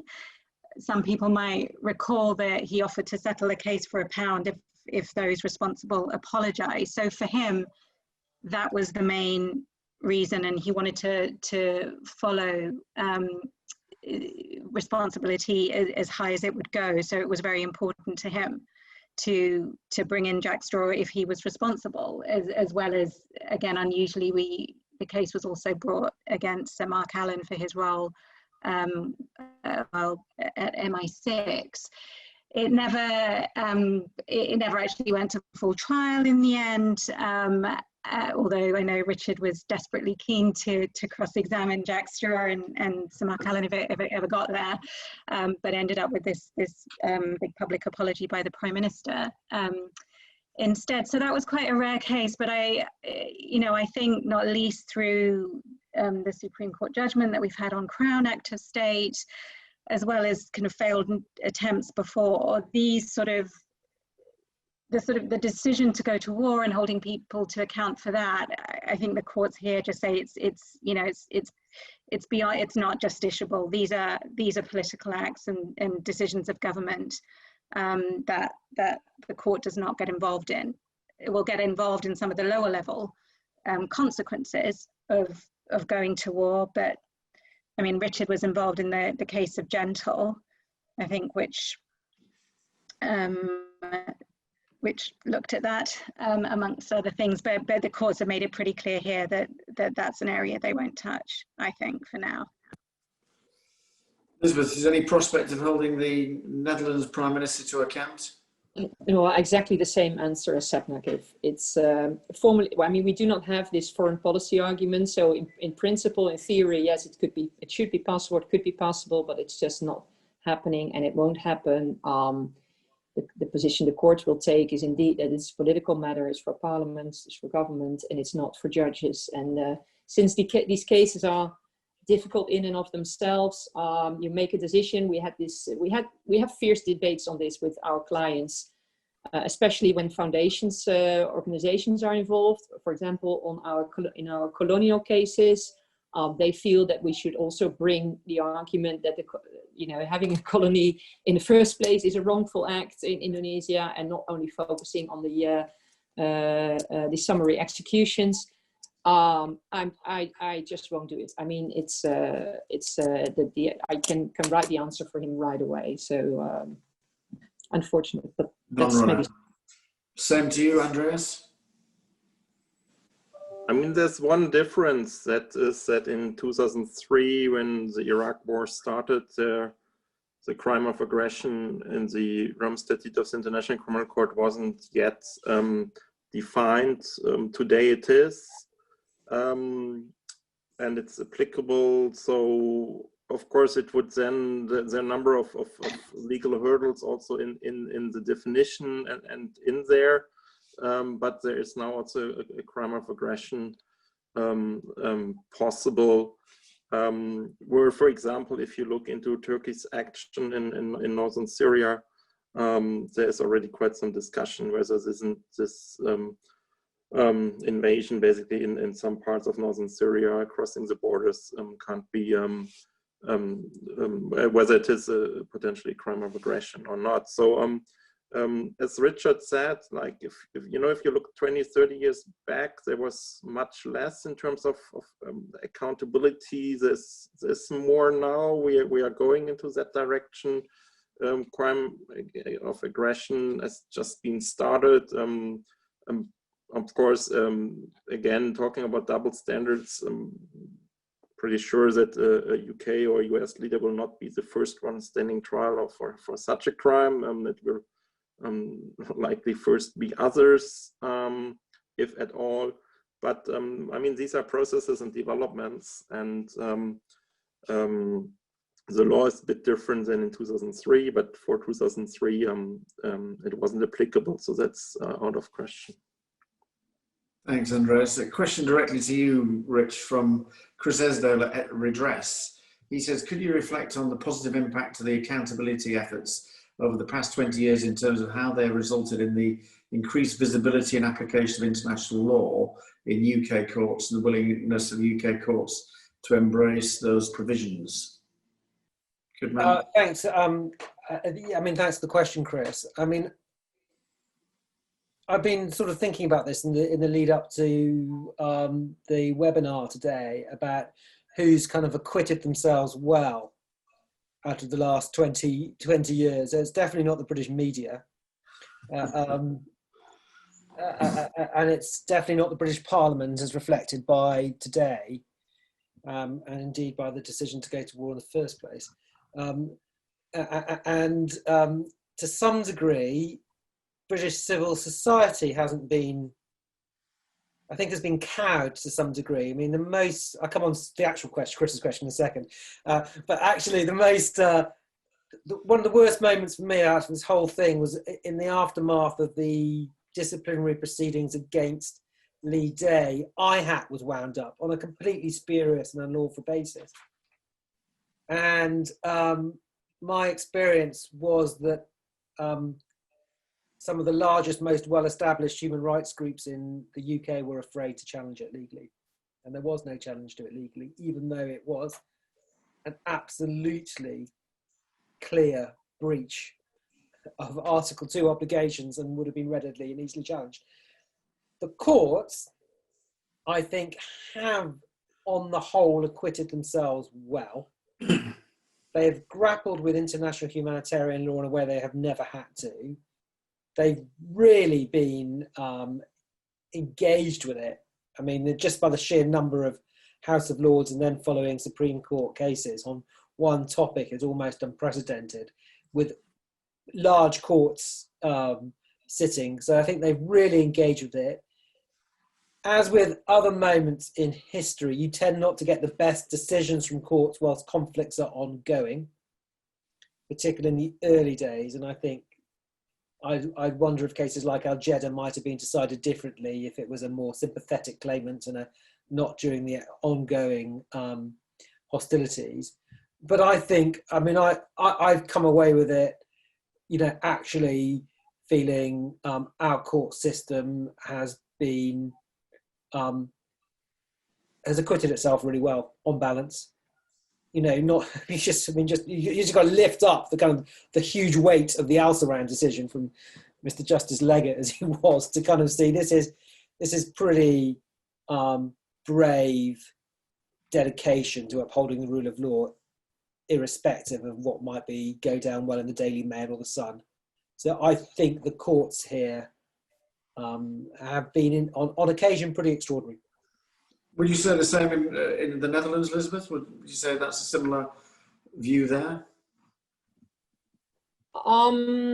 Yes, absolutely. Yeah, the courts at least. Yeah, they're. I think basically all the institutions that are involved in these cases, but the courts, yes, they are. We recently in a case on Afghanistan, and the government tries to strike this out because we have, that's interesting perhaps also for Andreas to respond to. But the Afghanistan cases are difficult to, because our clients are living in continuous civil war there.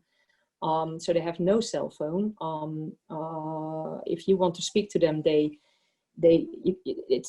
you have to be lucky. Basically, they start walking to a certain point where they can speak to someone who has a cell phone, and he then calls me and he said, and generally it's a Sunday, and he apps me and he says, Lisbeth, I've your client here. Can you talk to him? I said, yeah. Listen, I have no interpreter here.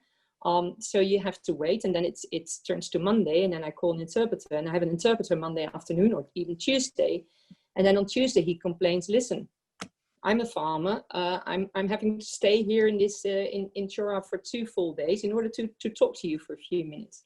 Well, in any case, the government basically claims that these people don't even exist because they're so they can't even pinpoint where their house was, where their exact village was. So there they tried with the court to get this case stricken off the court record, and the court denied it. And they said, we'll have this court hearing.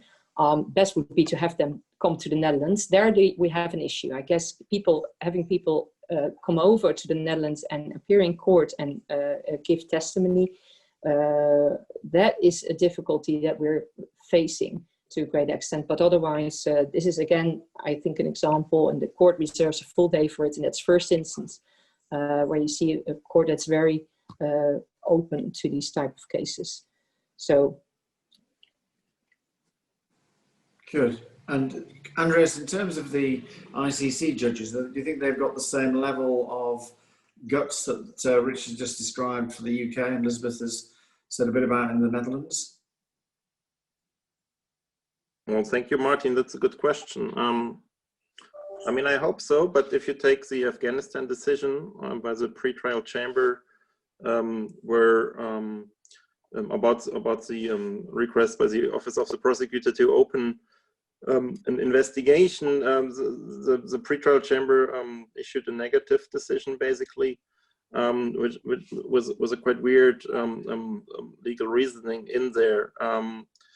And I mean, it's a case where the US is also named as one party potentially under investigation for torture in Afghanistan, and where you now also see US sanctions individually against at least 2 members of the Office of the Prosecutor, which is outrageous in itself. So what the impact on judges will be, taking the pretrial chamber decision already in the Afghanistan situation, which actually then in the end was reversed by the appeals chamber, and they went that far that they directly also took the decision to grant the opening of an investigation. So they corrected it. It's a bit it's a quite open question. So it's good that there's also appeals procedure. But also the selection of judges, it's something you can start looking at. So some are diplomats, others are criminal judges with kind of forensic courtroom experience, but others come from a legal department, from a ministry, basically. They are not really judges, I would say. And you see that also sometimes in decisions and how the court acts. So it's still a young court, and it's still full of surprises, positive and negative ones. Right, and final question to Sapna. The question is, have you encountered a different attitude from the military or the media when your firm represents soldiers in cases for compensation? Yeah, surprisingly or unsurprisingly. Although I think even with and it was a colleague who ended up dealing with the case together with Richard, the case of Albert, which went up to the Supreme Court. Even though that was really establishing a duty of care to just remind people what the case was about. To soldiers. So it arose out of a tragic friendly fire incident in the very early days of the Iraq conflict, which resulted in the husband of one of our clients being killed by fellow British soldiers and 2 soldiers being very severely injured. And the MOD resisted the case, arguing combat immunity and no duty of care. And it ended up going all the way up to the Supreme Court, another one of Richard's cases, where the court, and I'll probably be corrected on this by Richard, but did decide that a duty of care is still owed to soldiers, particularly in respect of the planning and the provision of equipment and decisions around it, even if not kind of on the spot decisions on the ground. So even there, the government did heavily resist the case. Obviously, we didn't face the media onslaught that we have done when representing Iraqi clients, yeah, so quite a different reception there, but still, you know, it still sometimes falls into this whole lawfare kind of argument that that due to lawyers like us, these judges civilian judges sitting in sterile courtrooms away from the battlefield are making these decisions when they really have no place to make them.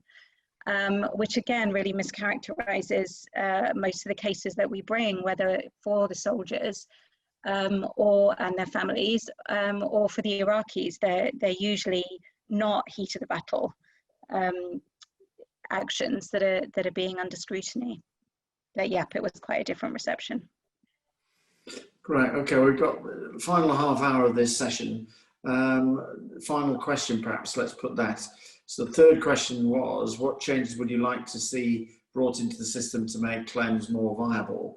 Rich, you started off earlier talking a bit about lessons to be learned and what your perspective in terms of how things, who's done well and who's done badly in this whole process. What sort of changes do you think might be brought about to help? Well, I think the most important, but maybe in today's climate, the most unrealistic, is that the British Armed Forces should embrace the idea of accountability, so that it kind of renders unnecessary a central role for people like us. And I mean, I think doing that makes an awful lot of sense on a number of levels. I think it shows that the British Armed Forces are proactively complying with IHL. It actually marries up fact to rhetoric in terms of British Army on the ground trying to do the right thing. And there's also no reason why they can't do it. I've never understood an argument that acknowledging your mistakes and seeking to rectify them is somehow incompatible with military objectives or military efficiency. So, I mean, actually things, Rich, that actually suggest that they have learned their lessons, that you feel if this was to all happen again, that there'd be a very different military. Well, look, I mean, I don't think the British military is some awful corrupt organisation. That's just not me. I just don't, despite having done this work for 20 years and dealt with the most appalling consequences of what they've done, that's just not my take on the British military. But they have shown a very disappointing lack of willingness to accept fault and try and rectify matters. I mean, the fact that there have been only a couple of court-martial attempts out of some of the appalling things that we've had to come across, let alone any meaningful convictions, let alone prosecutions of people relatively high up in the chain of command, to me is deeply disappointing. So I am sure that there are lots of good people at the MOD and lots of good people in the British Army. You know, no greater example of that is Nick Mercer, who was in there at the time. There are plenty of great people who want that in the British Army. But I don't get the sense that those voices are the ones that have prevailed. But to me, that's the most effective thing. We should, that's what is for the armed services themselves to learn the lessons. Saps, just sticking with Britain, you got any additional views to what Rich said? Yeah, well, you talk about changes you'd like to see brought into the system. Some of this is about changes I wouldn't like to see. So at one level, as Richard said, when we step back from it, and despite the hurdles we face, we have actually managed to bring some form of accountability. But if things like the Overseas Operation Bill come in, if Britain does derogate from the ECHR prior to further conflicts, then it really does close down some of those doors. So, you know, I think that those would be really terrible things to happen. And again, they're being argued for under this sort of guise of, you know, vexatious cases and claims being brought and witch hunts against soldiers and multiple investigations. And I agree that nobody really should have to undergo multiple criminal investigations for the same event. But and that is where I think there has been a real failing, both for the victims of crimes and also the alleged perpetrators.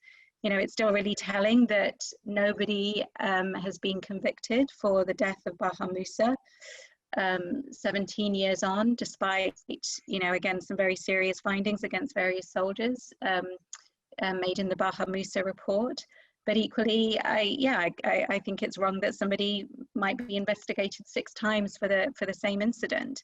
But, you know, there has to be prompt, effective, independent, forensic investigations right from the start. So that happens only once, and you don't end up with another IHAT type fiasco. So that would be a positive change for the future from me. Thank you very much. Andreas, what's your perspective in terms of changes that can be brought about? Well, there's definitely the points Sapna just ended with. So that's independent investigations from the very first moment on, because they lay the basis for many things that follow from there. So from the kind of also technical point of view.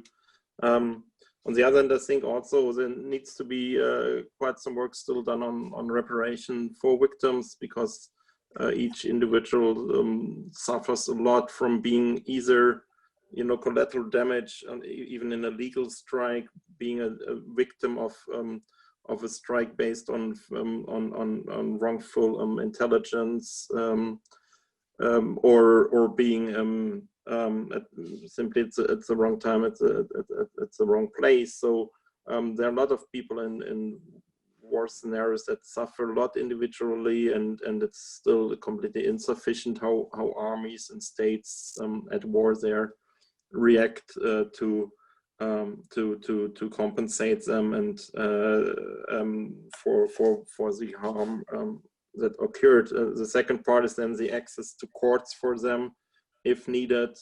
As Lisbeth described, you know, if you are in rural Afghanistan and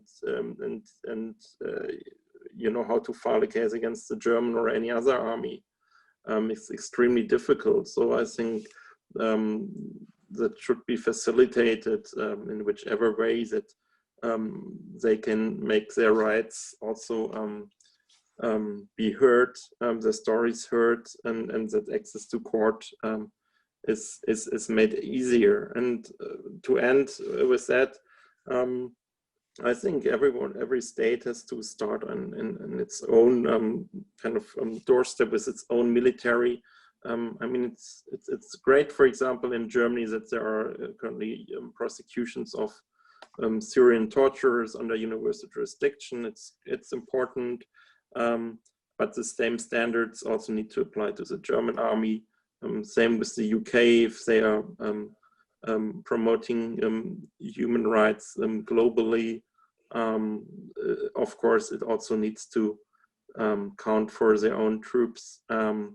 And the same standards have to be applied there. So there are still a lot of double standards we see when it comes to your own, the country's own army, vis-a-vis foreign policies and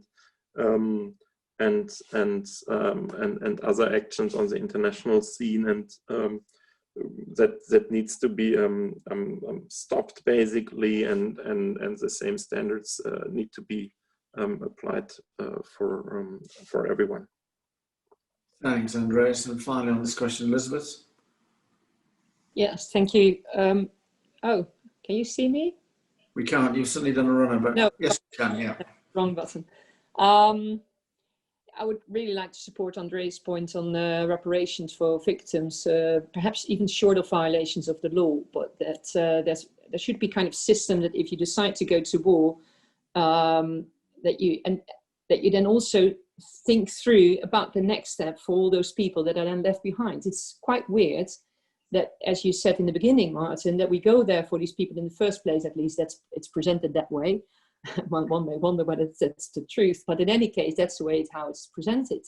But then if these people are left behind with either damage as a consequence of violations or just consequences of regular warfare, you know, they have to rebuild their lives. And it's just still politically not something that can be discussed. How do you deal with all these people? And I think that should be something that should be open to a proper debate.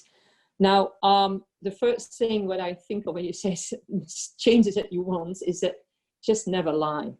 Now, it's not in our system that you can lie. Actually, in our system is that you have to share the truth, that you have to be truthful. But it makes our work extremely difficult as long as government representatives in and out of court allow themselves to lie. To distort the facts or just share lies. So that would be for me quite a big deal if if we could all agree on that's just not going to happen anymore. And then finally, well, that's what the point of my earlier presentation on the air warfare. The future are air wars. Victims are not in the air. They cannot see who's dropping the bomb on their head. That means that if multiple states are involved in a coalition, in an air war, they will have a huge difficulty, far more difficult than any other ground war, of starting litigation. So I think for the future, if you dropping bombs has to be connected with an obligation that you keep a record and make it public on which bombs you dropped when. I think that should be really something that should be included in military standards. Thank you very much, Elizabeth. Question here is, do you think there's any scope for a tort claim based on breaches of customary international law, similar to that of the Nevson case in Canada? Rich, you think that's a runner, or? Can't hear you. I'm sorry. You're going to have to repeat the question for me, I'm afraid. You were thinking of something else, obviously. Dinner is coming soon out of that restaurant. Do you think there's any scope for a tort claim based on breaches of customary international law, i.e. similar to the Nevson case in Canada? Well,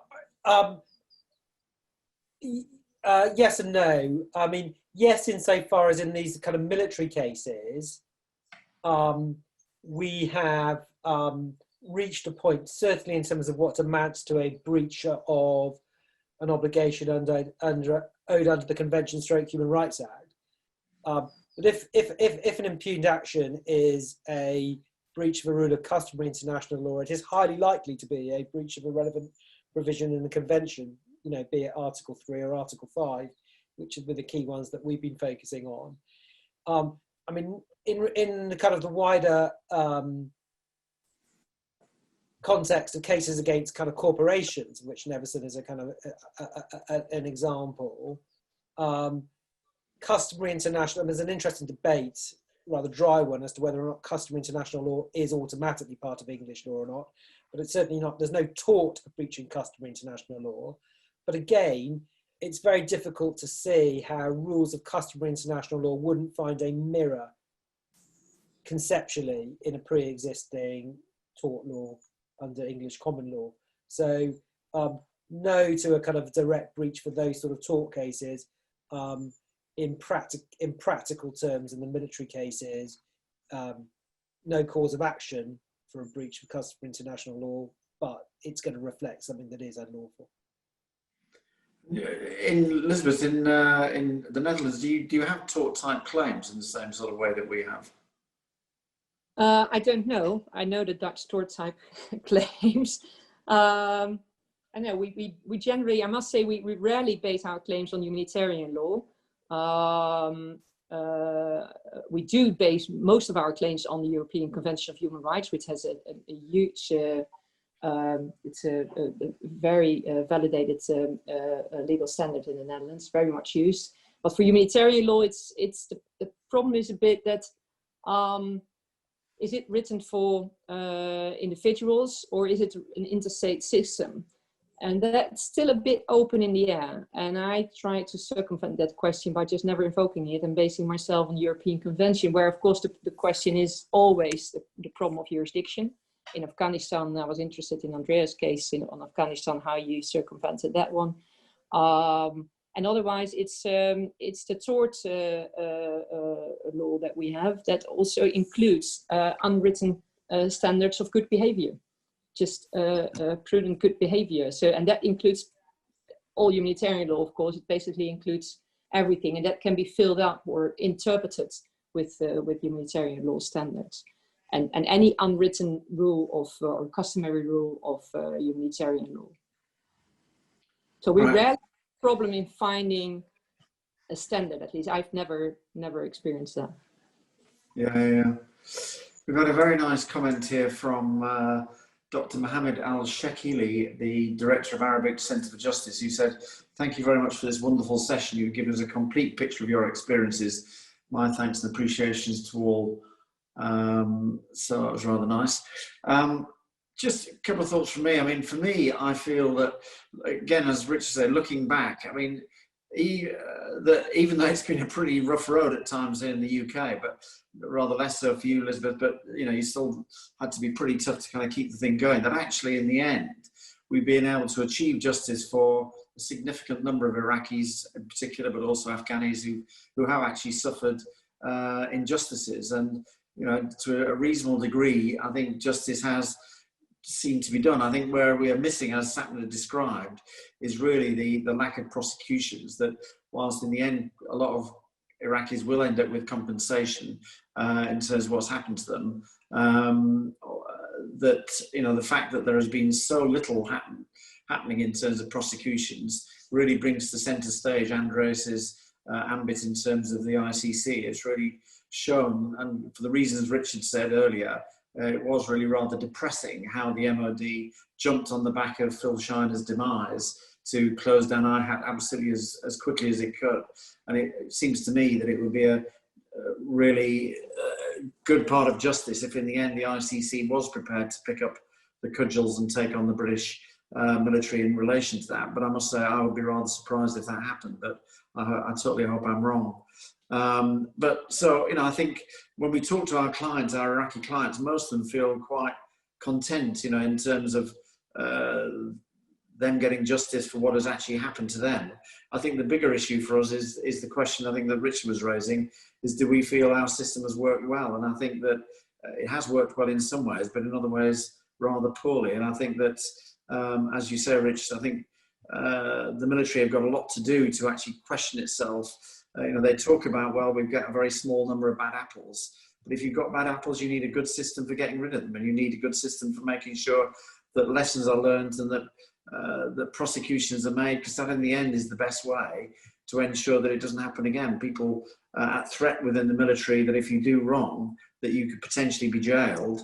Well, that's a heck of a lot more of a potential deterrent to anything else. And the fact that by the military kind of sticking together, it's meant that so many people have evaded justice, I think is not a good part of our system. It's not a good chapter of British military history.